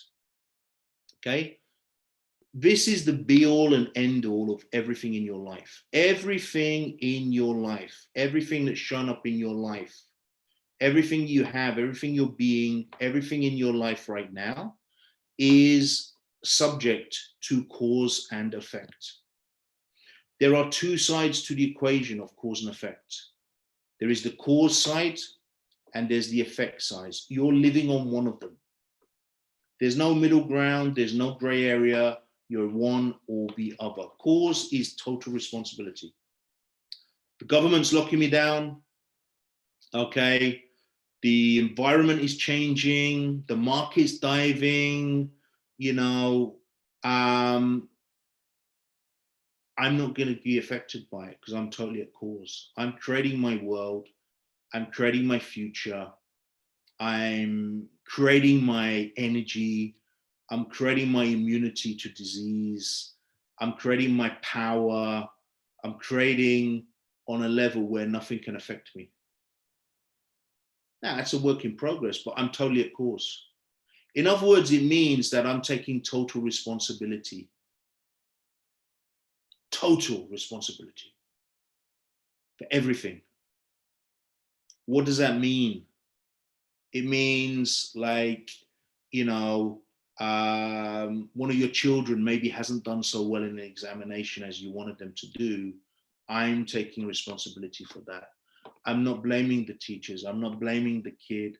I'm not blaming the school. I'm not blaming the lockdown. I'm not blaming anything. I'm taking responsibility. When I take responsibility, I have power to change. The business environment has gone down. You know, a company I'm working with are not delivering for no fault of their own. It's very easy to blame. I take responsibility for my life, totally. Whether I'm right or whether I am wrong. I've had friends walk out on me after pouring into their life, pouring into their life, pouring into their life. I only have good things to say about those people. Great things. Ask me sometime. Great, great things. Why? Because I'm at cause. I'm totally responsible for my world. This, my friends, is the epitome of personal development. If you master this one thing, you drive the engine of success. It's also your positioning. It's also the key to that magic thing called self-worth. I take responsibility. And how do you know you're taking responsibility as opposed to being on the effect side where it's always somebody else's fault? Look, whether I'm right, I'm wrong, I'm in the middle, nobody really knows. In any situation, I'm taking responsibility. I take responsibility, totally. Totally. I take responsibility. I'm not blaming my upbringing. I'm not blaming my culture, or in my case, cultures. I'm not blaming, you know, the school I went to, which was a really nice school, actually. I'm not blaming my friends. I'm not blaming my family. I'm not blaming the government. I'm not blaming the economy. I'm not blaming the job where someone got a promotion before me who didn't. No, I'm taking responsibility, totally. And that, my friends, is a very powerful place to be. You know, you've either got reasons or you've got results. You can't have the two. Reasons or results. Of course, sickness may come. Of course, problems may happen. Of course, you may have, you know, things go totally the opposite way around, of course. But they are reasons. Remember, reasons are very reasonable. They're not excuses, they're reasons. You've either got reasons or results. If you want results, face it, it's not going to be a straight line curve. If you want results, you have to get totally on the cause side of the equation. It's so key. Cause and effect. This is so important, guys. This is like so key to everything. Because everyone's blaming somebody else. Everybody's blaming something else. And usually it's very reasonable, but it disempowers you. If you listen to people, they're always making excuses. You can't have excuses. You can't have reasons, reasonable reasons, and results at the same time. You've got to make a choice. You have to make a choice. This is so important. I want to just come off the screen share and just take questions or comments or anything. It's so key, cause and effect. It really is. You know, you could take somebody and you could coach them totally to a place of fulfillment just from cause and effect. And it's a tough conversation because everybody's got a reasonable excuse, including myself. You know, I'll be the first one to put my head on the chopping board. Okay, I will be the first one. You know, everybody has a reasonable reason. And guess what? The more reasonable your reasons are, the more disempowering you're becoming. Simple as that. Simple as that. Anyone got any questions on cause and effect? Does everyone understand cause and effect? How important it is? It's the most disempowering place you can be, is in effect, where the environment's affecting you, people are affecting you, circumstances are affecting you, health is affecting you. Basically, it's death. Why do people die of disease? I'm not you know, mocking that. I'm not disrespecting it. You know, for anyone who's suffering, I really, my heart goes to you. It's because they get on the effect side of the equation, where they're now subject to the pharmaceutical industry. They're now subject to, you know, doctors and nurses who are all fantastic, by the way. You know, I'm not being anti-NHS or anything. But I would rather be in my own hands than at the mercy of, you know, medical scientific testing. Thank you very much. So, you know, and please, you know, be in your own hands, not in mine, for God's sake. Make your own bloody decision. And nothing wrong, you know, you got to go there sometimes, you know, trauma, job, whatever it is, right? But understand that when you submit yourself into the hands, the control, the opinion of others, you are in effect. You are in effect, and you've just given up your intention, your will, your spirit to somebody else. And we could really go into a lot of detail on this, but you have to be at cause in everything. And as Ritu says, it's a lot of work. It takes time. It is possible. Absolutely, Ritu. Brilliant. You've got to be at cause. Look, if I wanted to tell you all the things that have gone wrong in my life, I mean, we would be in tears for the rest of the day. You know, if Tina wanted to tell you all the things that have happened in her life, we would be in tears all day. If Ritu wanted to tell you, you know, all the things that have gone wrong in her life, you know, we'd be in tears all day, okay? I was going to say all week, Ritu, but I thought that might be a bit rude. So I do apologize. But you get the point, right? It's like some of us have had really tough lives. And, you know, it's all subjective. So we've all had really tough lives, okay? But the problem with that is, are you going to let the past shape you?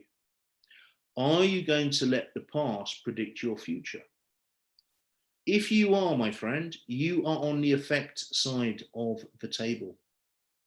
And I can tell you now, all you've done is you've given up your power. You've given up your power and you've let other things be your authority. And because of that, you will never be able to truly reign in life. Okay? So whatever you do, like Ritu said, it's not easy because the best reasons are bloody reasonable. That's the thing. They are so reasonable, and that's the deception. It's like, oh, do take some time off, you know, from your goals.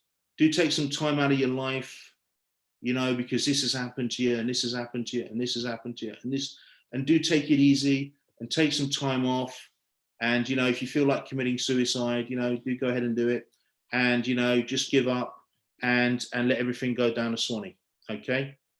Now, again, I'm not making light. There are natural processes in life, like grief, There are natural processes in life which are actually good for you. So do use your brain, for God's sake. You know, if you've injured your body, you know, we're not asking you to run a bloody marathon. You know, you've got to use your brain. You have a brain for a reason, okay? But do not become subject to what the environment is trying to do to you. Do not become subject to other people's opinion or limitations about you. And whatever you do, do not start making regular excuses and reasons for why you cannot go and achieve what you really want to achieve. Because I'll tell you why. However tough your life has been, there is somebody out there who your whole experience of life is like their dream. It's like their dream from heaven. There are people out there who you might have had a really tough life. I mean, seriously tough. And there are people on this call who have experienced really terrible things, and I feel for you, okay? But I still, without disrespecting your experience, I can tell you now, there's people today in this world, they would give up everything to have a day of your life. And I'm not saying that because you're in the West. I'm not saying that because you've, you know, like Sayali, you've got a privileged life or whatever. You know, I'm not saying that. I'm just saying that in the grand scheme of things, you know, we must not allow ourselves to be caught up in excuses. Okay. Any questions on that? I hope it makes sense, and I hope it's not too harsh, but it is designed to help you think a little bit as well about it. Any questions? No? Good. Good. Now let us just go back in. Good. So cause and effect is super important. And I can tell you from coaching, I mean, I've done a lot of coaching over the last 20 odd years. Coaching, 80% of the issues, they come from cause and effect. Would you agree with that, Sonia? Is Sonia here? I think she is. Maybe not. Maybe Sonia has left the room. Okay, maybe she'll come back. So cause and effect is super important. 80% of what I see in coaching is because people are on the effect side of that equation. Okay. Come from the victory. Okay. We start with achievement. We don't work towards achievement. We start with the goal in mind. Boxers, you can always see who's going to win a boxing fight because you can see it in their eyes. They've already won it before they step in the ring. We embrace the journey. Here's the thing. The goal is not the achievement. The goal is the journey. So the more you embrace and enjoy and relax into the journey, okay, the greater the achievement will be. The journey is the thing, not the achievement. The outcome is a part of the flow. Flow state, very key. So how do we start with achievement? Well, we create it through this process. And then as we create it, we align with it as a frequency. And because we're aligning with it as a frequency, we are acting as if, okay? One of the guys that taught this to me, I mean, I've developed it a lot, but one of the guys that taught this to me is a guy called Russ. I used to work for Russ. He's out of LA. I used to be his sales director and trainer for his private clients. And when he started out, he was a cocktail waiter in a bar in LA. Now, to us Brits and probably, you know, Sayali in India and so forth, you know, that may seem like a very glamorous job, you know, a cocktail waiter in a bar in LA. Well, it wasn't the Beverly Hills of LA he was at. It was a sleazy part of town, and not a very good place to be. I think it was quite dangerous where he was. And he was making cocktails for people in a, you know, the kind of place where they play cards and all of that kind of stuff, right? It wasn't a great thing. And Russ didn't get paid much. He just got his tips. So he might have a good night and he may be able to go home and eat something. And there were other nights where he worried about having enough gas, as the Americans call it, in his car to get home. It was really awful. And he was working late nights, you know, he was around very low frequency with no judgment, very low frequency people. And he just fell into this real depression, and that affected his tips. And one day he was sitting in his car praying that he had enough gas to get home, and praying that he could find some money at home to put gas in to come back the next day, okay? And he just said, Matt, I had enough. I had enough. He said, in that moment, I just knew I'm not doing this anymore and I'm never coming back. And so, you know, he got online in those days and started doing some stuff. And, you know, this was, I think, mid 90s, late 90s. And he got into this internet marketing right at the beginning, okay? And he found a coach and something happened and he just got something together and he made it happen, okay? And the first thing he did is he created what he wanted. Created what he wanted, but he lived by it. So he didn't have a lot of cash. He'd invested in this coaching thing. He didn't have a lot of cash. And he really, really, really just focused on what he wanted. And he said the tough part was living in alignment with that. So he saw himself as somebody making 100K a month from home, teaching other people how to do internet marketing at that time.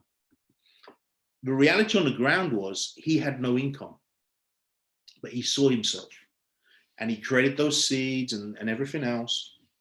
And he started to align with it. Now, his coach, who was from the UK, he came over to the States, and he was in a city in the States. And in the States, you know, if you're traveling in the States, you'll usually fly. You'll usually fly to you know, if you're in Chicago, you fly to Florida. You know, you may drive, but usually people fly. You know, when I've gone to conventions in the States, we usually fly from state to state. Now, here's the thing. Russ knew that he was, in his mind and in his energy and in his being, 100K a month earner. And he's wondering how to get a Greyhound bus down to this place, wherever he was going. Now, the first thing is he knew as a 100K earner, you ain't on the Greyhound bus, right? Now, no disrespect to the Greyhound bus, but you're not on a Greyhound bus, you know, doing an 18-hour trip or whatever it is, right?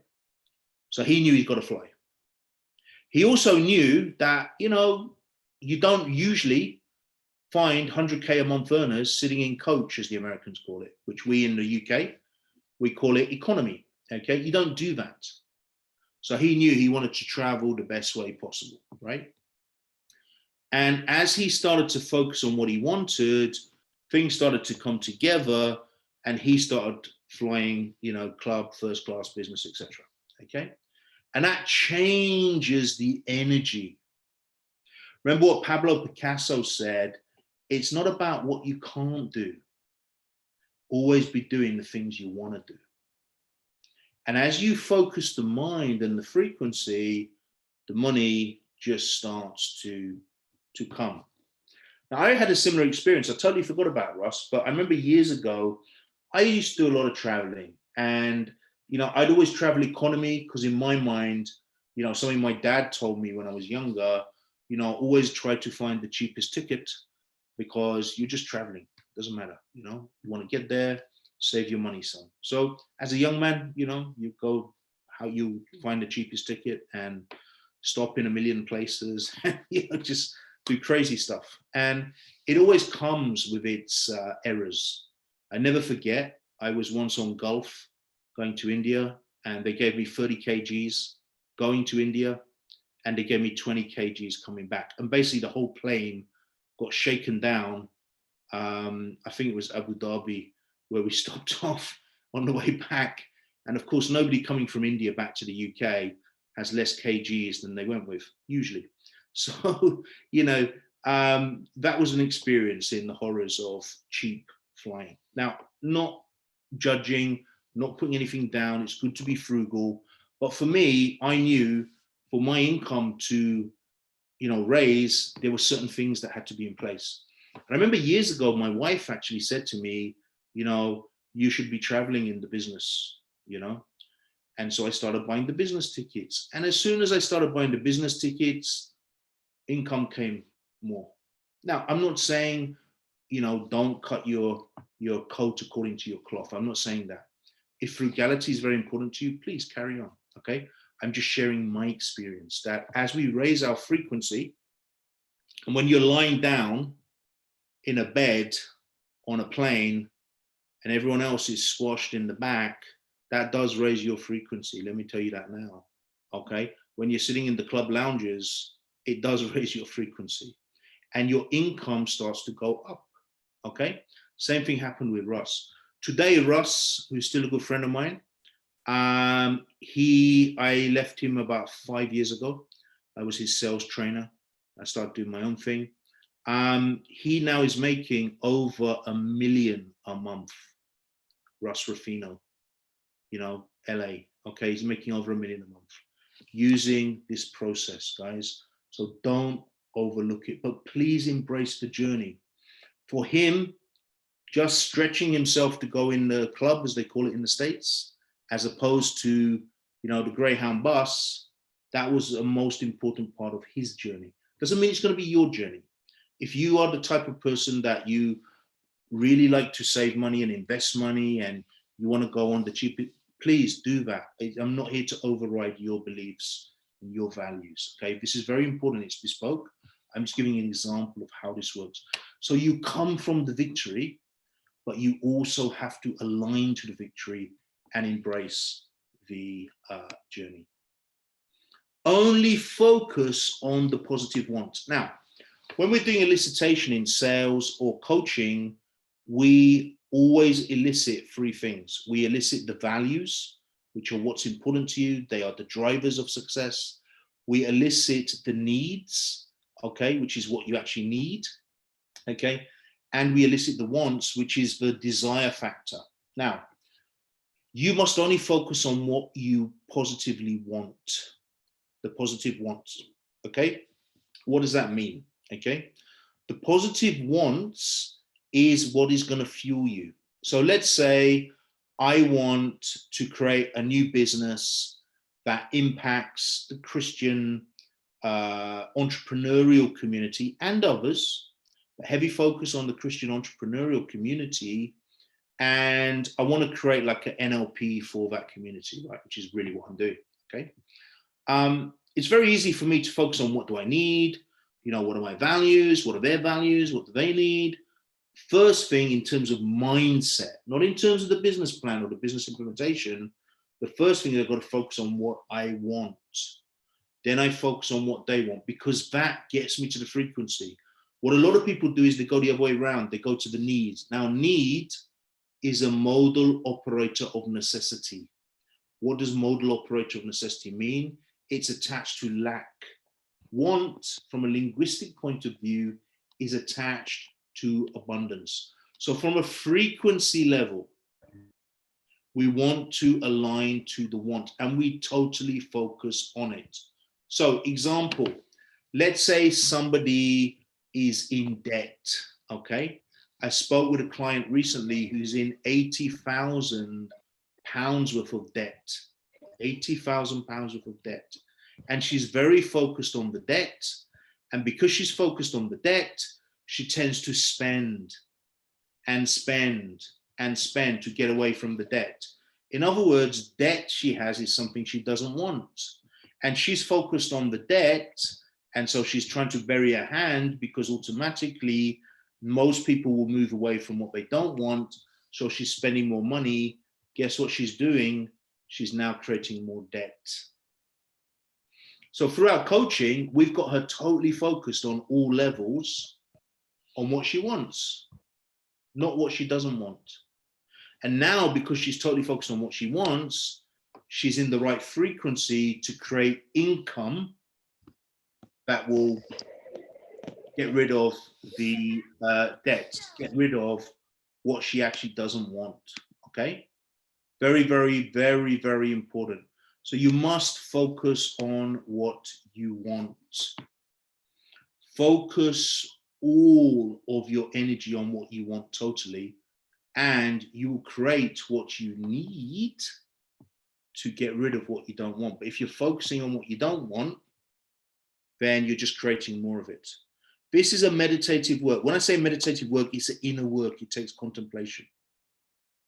Again, people do not achieve their goals because they're focused on what they don't want. I don't want to live in this area anymore. I don't want to drive this car anymore. I don't want to work with such and such anymore. I don't want such and such in my team. I don't want to, you know, get on that train again. Look, you're just creating more of it, because what you focus on is what you get. Okay, so focus on exactly what you want. Does anyone want, 5-minute coaching on that, on the positive want? Does anyone need a 5-minute coaching on that, just where we can get you totally focused? No? Yes? Is that a yes, Tina? Okay, if that's a yes, Tina, just open your mic and we'll do that as a demo. Okay. Yeah, can you hear me? Yeah, I can hear you. So tell me, what's the issue? So I sometimes find it hard to focus on what I want. So I've obviously, as you know, I have my own business. I want to focus on having clients and having money. But all I can sit here and think about sometimes is, I don't have clients, I don't have the money, and I want to change my focus, because obviously what you focus on grows. And in focusing on lack, that's what I'm creating more of, and I don't want to do that anymore. Okay, so thank you for sharing that. I'm just going to break your language down a little bit from what I'm hearing from a coaching perspective. Okay. I'm hearing from you that sometimes you find it hard to focus on what you want. Yeah. So basically what you're saying is that you sometimes are not going to get what you want because you're not focusing on it. Correct. That's how I feel sometimes. So when you feel like that, you maybe want to read that statement to yourself, or say that statement to yourself. Okay. Okay? Yeah. Secondly, you say that you're focused on what you don't have. Yeah. So remember our little kind of formula, be, do, have. So when you're focused on what you don't want, who are you being? The person who doesn't have what I want. That's who I'm being. Exactly. Who do you want to be? The person who has what I want. Okay, so you've got to start with the being. So whenever you feel like you're focusing on what you don't want, forget about the having, because you're not at that bit yet. Go to the being, be, do, have. So who do you want to be? So be that person. Okay. Okay. As soon as you be that person, your energy will change. Again, that's kind of understate. So be that person, do some hard breathing, get into the state of that. Now you're being that person, use your active imagination to create. So you can create your clients. I've created many a good old client, with my active imagination. And sometimes they actually turn up looking exactly like I saw them in my mind before I actually met them. Okay. In fact, quite a lot of times. In fact, I even had one person, when I was doing network marketing back in the day, I had a really good leader, okay? And I don't think any of you know her, but her name was Shazia, okay? She was really good, like brilliant, okay? And she had loads of team members and really, really cool person. And in the end, there was a big like fallout with the company and usual kind of politics, rubbish kind of stuff, right? And she went off and, did something else that she was already doing, but, it got a bit weird and political stuff, okay? And that was the first time I learned to let go. So I learned to celebrate, I learned to let go, I learned to wish people well, I learned to smile, and I learned to celebrate the fact that something has left something better will come. The law of vacuum recompense. You know, Bob Proctor teaches this. Bob Proctor says when he was a young man, he wanted a wardrobe and he couldn't afford a wardrobe. And he realized, first of all, he has to get rid of the old rickety wardrobe he had in his, I think it was a wardrobe or some curtains, but I think it was a wardrobe. And he had to get rid of the old rickety one. Now, he didn't, like some of you clever people, he didn't stick it on eBay and try and make 10 quid, okay? He gave it away or he recycled it or whatever. The key is to give it away. Because when you give it away, the universe, the almighty, you know, reaping and sowing, you know, it comes back. Within a week, he had a brand new wardrobe. Someone gifted him, like brand new from the store, the one he wanted. So the law of vacuum recompense means that we don't have things in our life because there's already something in the way. Okay. Yeah. I never forget. And again, I'm not telling you to give away your car. There was a young man who was very, very needy in our community many years ago. And he had a daughter. He was a single father. His partner, he was 17 when he had the kid. And the partner, unfortunately, had developed schizophrenia. So his girlfriend had schizophrenia. She was in a mental hospital. He was in a terrible condition. And he was being abused by the girl's family and his own family, like mentally, physically, etc. Okay, with a young child. And we felt very strongly we should give him our car. So we had a nice car. It was like a people carrier. It was a Renault. And I really didn't know what to do. But one thing, I'm very stubborn. I said, I'm not going to spend any of my own cash on a car. So we gave him the car. We just gave it to him. Okay, he was very happy because he could now take his daughter to school without the bus and this and that and the other. And then I heard Bob talking about the law of vacuum recompense. I'd heard it before, but it just came back. It was just amazing how the synchronicity. I just heard Bob talking about the law of vacuum recompense. And I'm telling you now, Tina, within 2 weeks, I had a really nice car. Wow. The money came through, Yeah. clients came, and I just bought it for cash. Now, I'm not, please, I always share these things, but you've got to use a brain. So please, please, please do not go out and give your car away to the next door neighbor, okay? You've got to be intuitively, there's got to be an intention behind it. There's got to be an intuitive resonance with it. Otherwise, it's called stupidity, okay? Yeah. So you've got to use your brain. You've got to use all your being, but there is something called the law of vacuum recompense, okay? And that works really, really well, okay? So a lot of the time you don't have because you focus on what you don't want, and that includes possessions. You don't really want the car, okay, get rid of it, okay? Doesn't always mean giving it away. You might sell it, whatever, but you get it out of your life. Because the universe has to fill that space. It has to fill that space, okay? Now, what you have to do, Tina, you have to work on your identity. You know, the deepest structure of coaching is identity.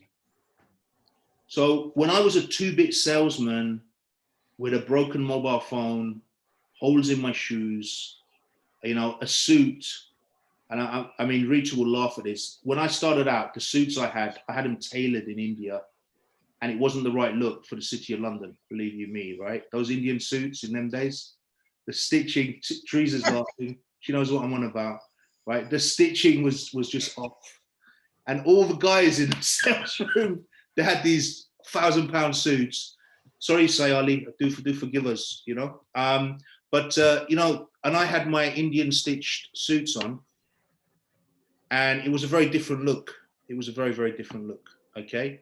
You got to do what you got to do, you know? And within a few months, I bought myself a nice suit. Then I got another one. Then I got another one. And, you know, it went from there. But my point is this. When I was in them suits, holes in my shoes, a broken mobile phone, and I hope Sayali's all right with my comment, but hopefully she is. So sorry. You know, Indians are great with their own clothes. But in those days, now they're very good. But in those days, the European style suits, the stitching was not 100%. You used to have these big like shoulder pads, you know, and all that kind of jazz. Anyway, what basically happened is I used to see myself when I used to go in on the train. I would see myself having a MacBook. I really wanted the Apple Mac that I couldn't afford. I really wanted to have a top range mobile phone. I wanted to wear nice suits, you know, from Jermyn Street in London. I wanted to have nice tailoring. I wanted to, you know, go in there, have nice lunches. They were all having great lunches. I was taking stuff from home and stuff like that. Nothing wrong with that. But as a salesman in that office, it was all about your frequency. So they'd go off and get their £5 cappuccino or whatever is in there. And I'd be struggling to bring in like little bits of food from home and stuff like that, you know. But I saw myself in the best office. I saw myself in those things. And within a few months, we had offices on Bond Street in London. We were right above Bond Street Tube and South Molton Street. And, you know, all of that happened because I start seeing myself like this. You cannot avoid the frequency. You can't avoid it. If you hang around with a lot of wrestlers, you'll want to start wrestling. If you hang around with a load of artists, you may have no desire to draw, but you know, you want to just do it. Like you hang around with a load of painters for a day, I guarantee you'll want to paint. You know, if you hang around with a load of sales guys, you know, you may be so adverse to sales, you hang around with a load of sales guys for a day, you'll start talking like them, you'll start thinking like them, you'll start, you know, in that direction. So the first thing is identity. I had to change my identity. Yeah, I'm not talking about, you know, your core identity. I'm talking about from a coaching aspect, my identity of who I am, because they were in a different league to me, trust me. And they could walk into a room and they could sell a deal, a 7K deal in 10 minutes. It used to take me an hour and a half and I'd mess it up because my identity was not aligned. So the first thing, Tina, you've got to do, you've got to align your identity to what you want. So you want lots of clients and you want a particular type of client. So the first question you've got to ask yourself is, who do I have to be to get those clients? Who do I have to be to get those clients? So how do you have to dress? How do you have to present yourself? How do you have to talk? What kind of movies do you have to watch? What kind of shows do you go to? You know, who do you hang out with? Who do you follow? What podcasts? Really good thing to start with is podcasts. I mean, every man and his dog is doing a podcast these days, and that's good, right? But if you really want to get an essence of somebody, follow them, follow their podcast. Don't follow too many. Take 5 people, 5 role models that are doing what you want to do, and start listening to them. Podcast is free. You don't have to pay for a podcast. You know, listen to them. Listen to who they interview. Listen to who they look up to. Listen to their language. You know, we did, this will hopefully make Barbara laugh a little bit. We did so much sales training back in the day, and because our company was an American company, they were based in Pittsburgh, Pennsylvania. Yeah. And so we were dealing with support all the time. And I almost got like a Pittsburgh accent at one point. And then we were going to America all the time. And I just used to keep going into kind of an American accent. And people used to find it really weird. But it wasn't weird. And I wasn't putting it on. It was because that energy and that frequency was just engaging me. Mm-hmm. You know? So you've got to really model. And that comes to our last point, really, which is model and celebrate success. So, you know, Teresa's here. She's got, you know, the #1 reflexology training school, you know, in the UK, Europe, possibly the world. Okay. Wow, that's brilliant. Well done, Teresa. See, you didn't even know that, some of you, right? But say like, if you wanted to learn reflexology, you know, are you gonna, or you want to practice it, or you just want to understand it? Because it's really blooming interesting stuff, right? And it's very related to a lot of stuff we're doing here today, you know, because it's the inner stuff, you know. You know, if you get around Teresa and you follow her stuff and you maybe do a course or something with her or watch her videos, all of a sudden you're going to start getting very interested in that world. And all of a sudden, if you go deeper, you'll start picking up a few, hope you don't mind me saying this, Teresa, a few Teresa-isms, okay? A few Teresa-isms, okay? And, you know, you'll start talking a little bit Teresa-y in an essence. And I can tell who Teresa's best students will be, because they'll have little mannerisms, little ways of holding their head, and they're modeling Teresa's success. Modeling is really, really key, really key. I never forget, when I was a young man, we used to go to this church in Bedford, and I wasn't living in Bedford. I used to come on the train every Sunday from London to Bedford, and that's how I ended up moving here eventually. But the reverend of the church, the pastor of the church, he would never close his tie up properly. In those days, we all had to wear suits and stuff to come to church. Nowadays, you can go in your jeans, but in those days, you had to wear a suit, okay? Otherwise, people give you funny looks, which is a little bit absurd. But anyway, he always used to wear his tie slightly down. And one day, I was asked to say the prayer at the front for the offering, okay? And as I looked across the room, every single man who regularly visited that church, they had their tie slightly down. And I was at the top, like adjusting my tie so it was slightly down. And you know, that is modeling, because that reverend has planted seeds in our mind, and those seeds have gained some fruition.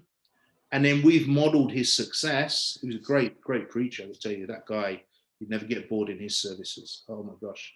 But he'd go on for about 3 hours. You know, it was incredible. Oh, he was good though. He was good. Jamaican fellow. Very, he'd go, you know, really good guy.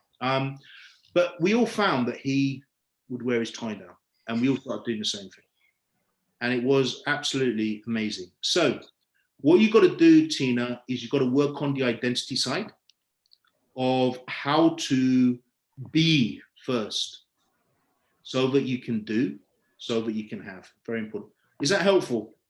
Yeah, it is. I kind of made a list already from one of our sessions before. So how would I show up as the person who has what I want? So I would upgrade my wardrobe to the chief executive's wardrobe, because you obviously have to dress the part. Yeah. I would be reading very, very regularly. I'd listen to people like Dr. Miles Monroe, Simon Sinek, just wake up earlier. I like to have cold showers because it wakes me up. Like when I get up at 5, I do my prayer, I go for a walk. Wonderful. And I just focus on what I want. So I've started doing that, and it really helps. Good. Honestly. Now, the other thing I'd say to you is 2 things there. Is in that process, you want to look after yourself. Okay.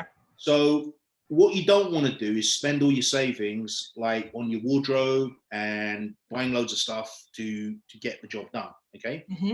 What you do want to do is you want to create micro outcomes. Okay. That allow you to move in, to step into it. Because the thing is with frequency, if you just jump in, you're jumping into the fire. Okay. And you might not be ready for it. Okay. So you may end up with all these really nice clothes and executive stylings and stuff. But because you haven't stepped into it as a process, we're not born in one day. You know, we take 9 months to, you know, develop and come out nice and healthy, and then there's a development before we're walking and stuff like that. So unlike a lot of people, I teach the slow method. Yeah. Because the slow method builds up structure, builds up skills. And again, if we're really embracing the journey, do you want to rush the journey? Because that's where the goal is. And that's where the opportunities are. So I would definitely ease into it. The other thing I would say to you, as a female, you want to have strong female role models in your sphere that inspire you and that you can resonate with. And if you were a guy like me, I would say the same thing. So you want to have a mix, but you definitely want to have at least 1 or 2 very strong, successful female role models that you can resonate with. That's very important. So definitely got that route. Yeah, Fabian Fredrickson. Thank you, Teresa, for that. Teresa, Tina's just put in Fabian Fredrickson, who's really, really cool. So that'd be a good person as well to check out.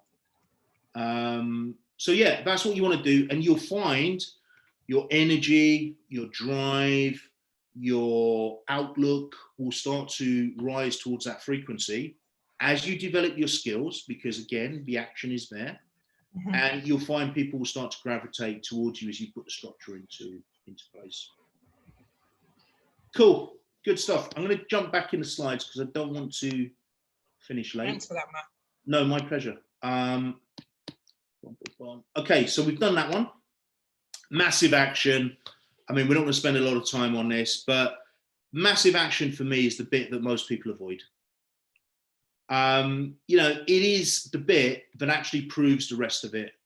Because if you have got clarity, if you have got commitment, if you have got your mindset, if you're running your non-negotiables through the mindset process, action is just an outworking.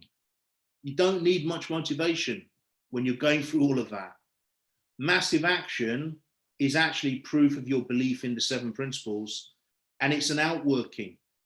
But there is no achievement without massive action. To farm the land is massive action. You may say, oh, there's all these machines. Well, yeah, it takes massive action to buy those machines or to make those machines, okay? Massive action is absolutely key.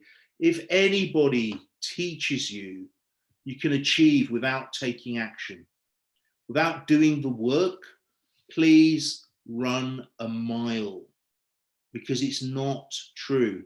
Now, you know, in the Christian community that I belong to, people will say, well, you know, the good Lord will provide everything through prayer. Well, let me just speak about that for a minute. According to us, the good Lord within the Christian circle, he will give you your wants. He will give you your wants, but he will only give you what you can handle. He's not going to harm you. So again, you've got to do the work to get to the skill level to really get what you want. He's not going to give you £1 million if you're not ready for it. And then the second thing is, if you study the scriptures, he's never given anybody anything that they haven't had to take possession of. They had to take possession of it. So he gave it to them, but they had to take possession of it. Why is that? Because he's not just somebody going to give you something. He's somebody that's going to give you something that's going to benefit you. So he wants you to do the work. We go into a big thing when I do the Christian stuff, but you know, that's very, very important. Massive action. High performers are measured by productivity and efficiency. So you've got to get masterful at productivity and efficiency. And that's the outwork. And you've got to enjoy it. You've got to enjoy the hard bits as well as the good bits. And the hard bits of doing the work is when you're tired, when the results aren't there yet. You've got to enjoy that. This is personal development in action. Okay, one bit I love is be flexible, let go, and enter flow state. Your unconscious mind has one prime directive, and that is to go out and get you what you want. When you activate your unconscious mind, you have to let go. So I've done a lot of speaking in my career. Every single time I hit the stage, I get the butterflies.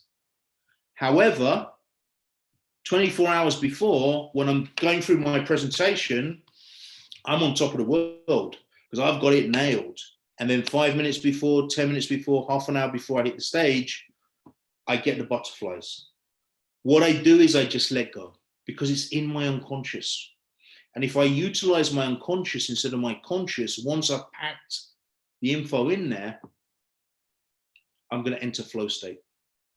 So you must be flexible, set big goals, create big intentions, focus on the micro outcomes, but always be flexible, my friend. Always be flexible. And when you get to it, let go, because I can tell you now, what you're going for is minute compared to where your potential is. So as you set the goal for X, be flexible as you go, because new possibility will open up. And as you hit flow state, you'll find some really incredible things start to happen. Remember, flow state is your performance state, okay? So we've done quite a bit of work in the past on flow state, but flow state requires you to let go. And the best example for anyone that doesn't really understand flow state is that of a musician, a world-class musician. You know, someone who plays the piano, world-class, okay? They're learning the, you know, the chords, the bars, the beats, whatever they're called, okay? They're learning those again and again and again and again, going up the grades. But when they're performing at the Royal Albert Hall, they're not thinking where to put their fingers, they're just flowing. They're just there and they let go and it just flows like a fine piece of music. It's flow state. This is your performance state. Your conscious mind is limited. Your unconscious mind is not limited. So we set the goal from the conscious, we do the work in the unconscious, we let go and we hit flow state. Very, very important. It's the same when you're selling. I can teach every single one of you how to sell really, really well. But the greatest gift I'll give you in selling is once you've learned to sell is to let go and perform. Now, when you truly let go in a sales mode, you will not get worried about the close or whether they buy because you're not attached to outcome. You're flowing. You are flowing. And some of the times I've flown, I haven't got the sale, but I've got such a good referral that's much bigger than the sale. So flow state, flexibility, letting go, okay? And if you want to do this from a holistic attitude, move your body. You know, be flexible in your body. Be flexible with your mind. Be flexible with your method, but commit and then let go. Okay, really, really important. Model and celebrate best practice. You know, modeling, we've got a 5-step modeling process in NLP. Modeling is really following an expert, somebody that has results in the area of expertise that you are working towards. This is optional, but for best practice, you know, you do require a mentor, a teacher, a coach, leadership at some level, okay? So in terms of achievement, again, it's totally optional. If you really want to go to the next level, coaching, training, mentoring, you know, discipleship maybe, leadership is essential. You know, when I got on the sales floors, I was with some really good people. But it wasn't until I actually hired some coaches and mentors, well, one of them I didn't hire, that I got to the next level. You know, it doesn't matter what level you're at, the next level is through modeling expertise. That's how human beings evolve. It's how human beings learn. It's a transmission that takes place at a world-class level, okay? Celebrate best practice. That is really important. So like in Tina, she wants to do business coaching. I'm helping her a little bit with that right now.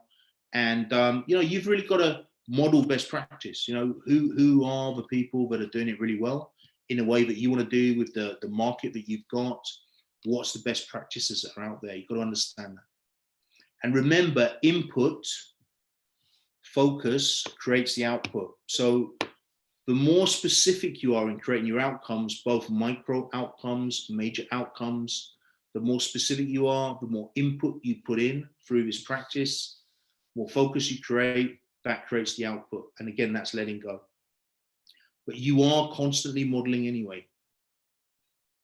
You just may not be like directing it in the right way. We're all constantly modeling because we're surrounded by messages, confusion, distraction, etc. So better to select, choose, and go on that route. Don't have too many voices speaking into your life. When it comes to your outcomes, do not have too many voices speaking into your life. Very, very important, okay? So a little bit of Bible for you. Prophet Amos 3.3. Can two walk together lest they be agreed? Why have I put that there? Well, first of all, seek out mentors and coaches you can resonate with. Seek out clients that you can resonate with. You don't have to be in agreement on all things. But when it comes to your mind, your heart, your emotions, your intention, let them be in agreement. You know, this is a very deep statement. Let them be in agreement because you can only walk if they're all going in an intentional direction. Okay, so just something to think about. That's the end of the program. We will take a few questions. We've got about 5 minutes. Don't want to finish late because I want to respect your time. Okay. Thank you, Teresa. Really appreciate that. Just want to go back to 7 principles. So create with intention. Align everything you're doing with cause and effect and check in on yourself. Come from the victory. You've already achieved it in your mind. What your mind can conceive, you can achieve. Only focus on the positive want. Take massive action. Do the work. Too many people want results from work they haven't done. Doesn't work that way. Does not work that way, okay? I wish it didn't, but it doesn't work that way. And this is the personal development piece. Be flexible, let go and flow. Flow state is your peak performance state. Model and celebrate best practice, okay? I'm going to take any questions or comments. We've got 5 minutes, so I don't want to use up any more time. Thank you, Gunther. Yeah, I will send out the recordings to you all.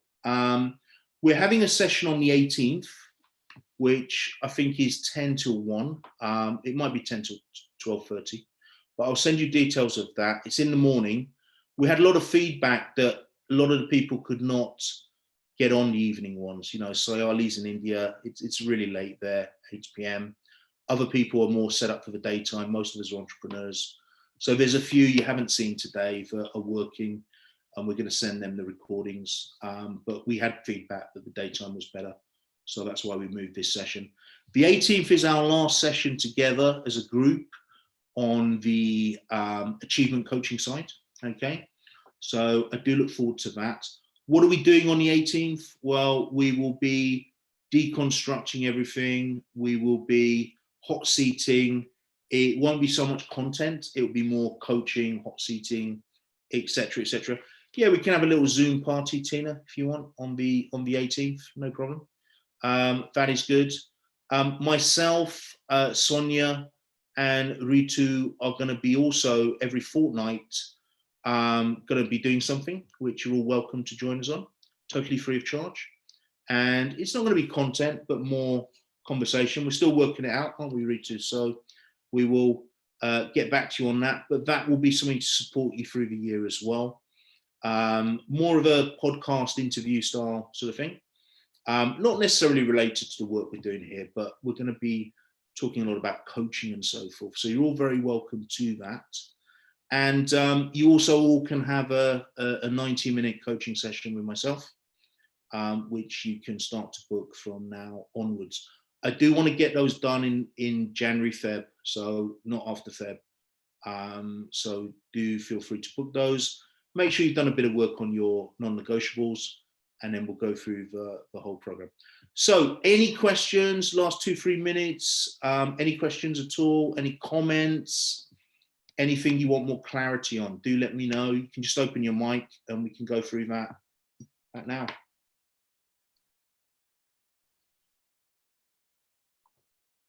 All good? Good, good, good, good. Excellent. So what I will do, I will send the recording out to you. Do feel free to go over this, and any questions, just message me. I prefer the messages by email as opposed to WhatsApp. So then we've got a little bit of a detail and decorum. And I'm going to wish you a great afternoon. Please, please, please understand one thing. Doesn't matter where you are right now. It doesn't matter what's happened in the past. Doesn't worked for you before. Doesn't matter what's half worked for you. What's important is that you create your future. And this system which we're presenting absolutely works. You've got to fill in the gaps, because what we don't want to do is give you something totally prescriptive, because everyone is slightly different.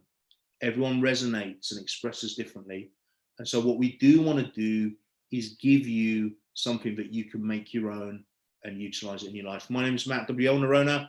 Thank you for your time. My time is up. Take care. Bye-bye.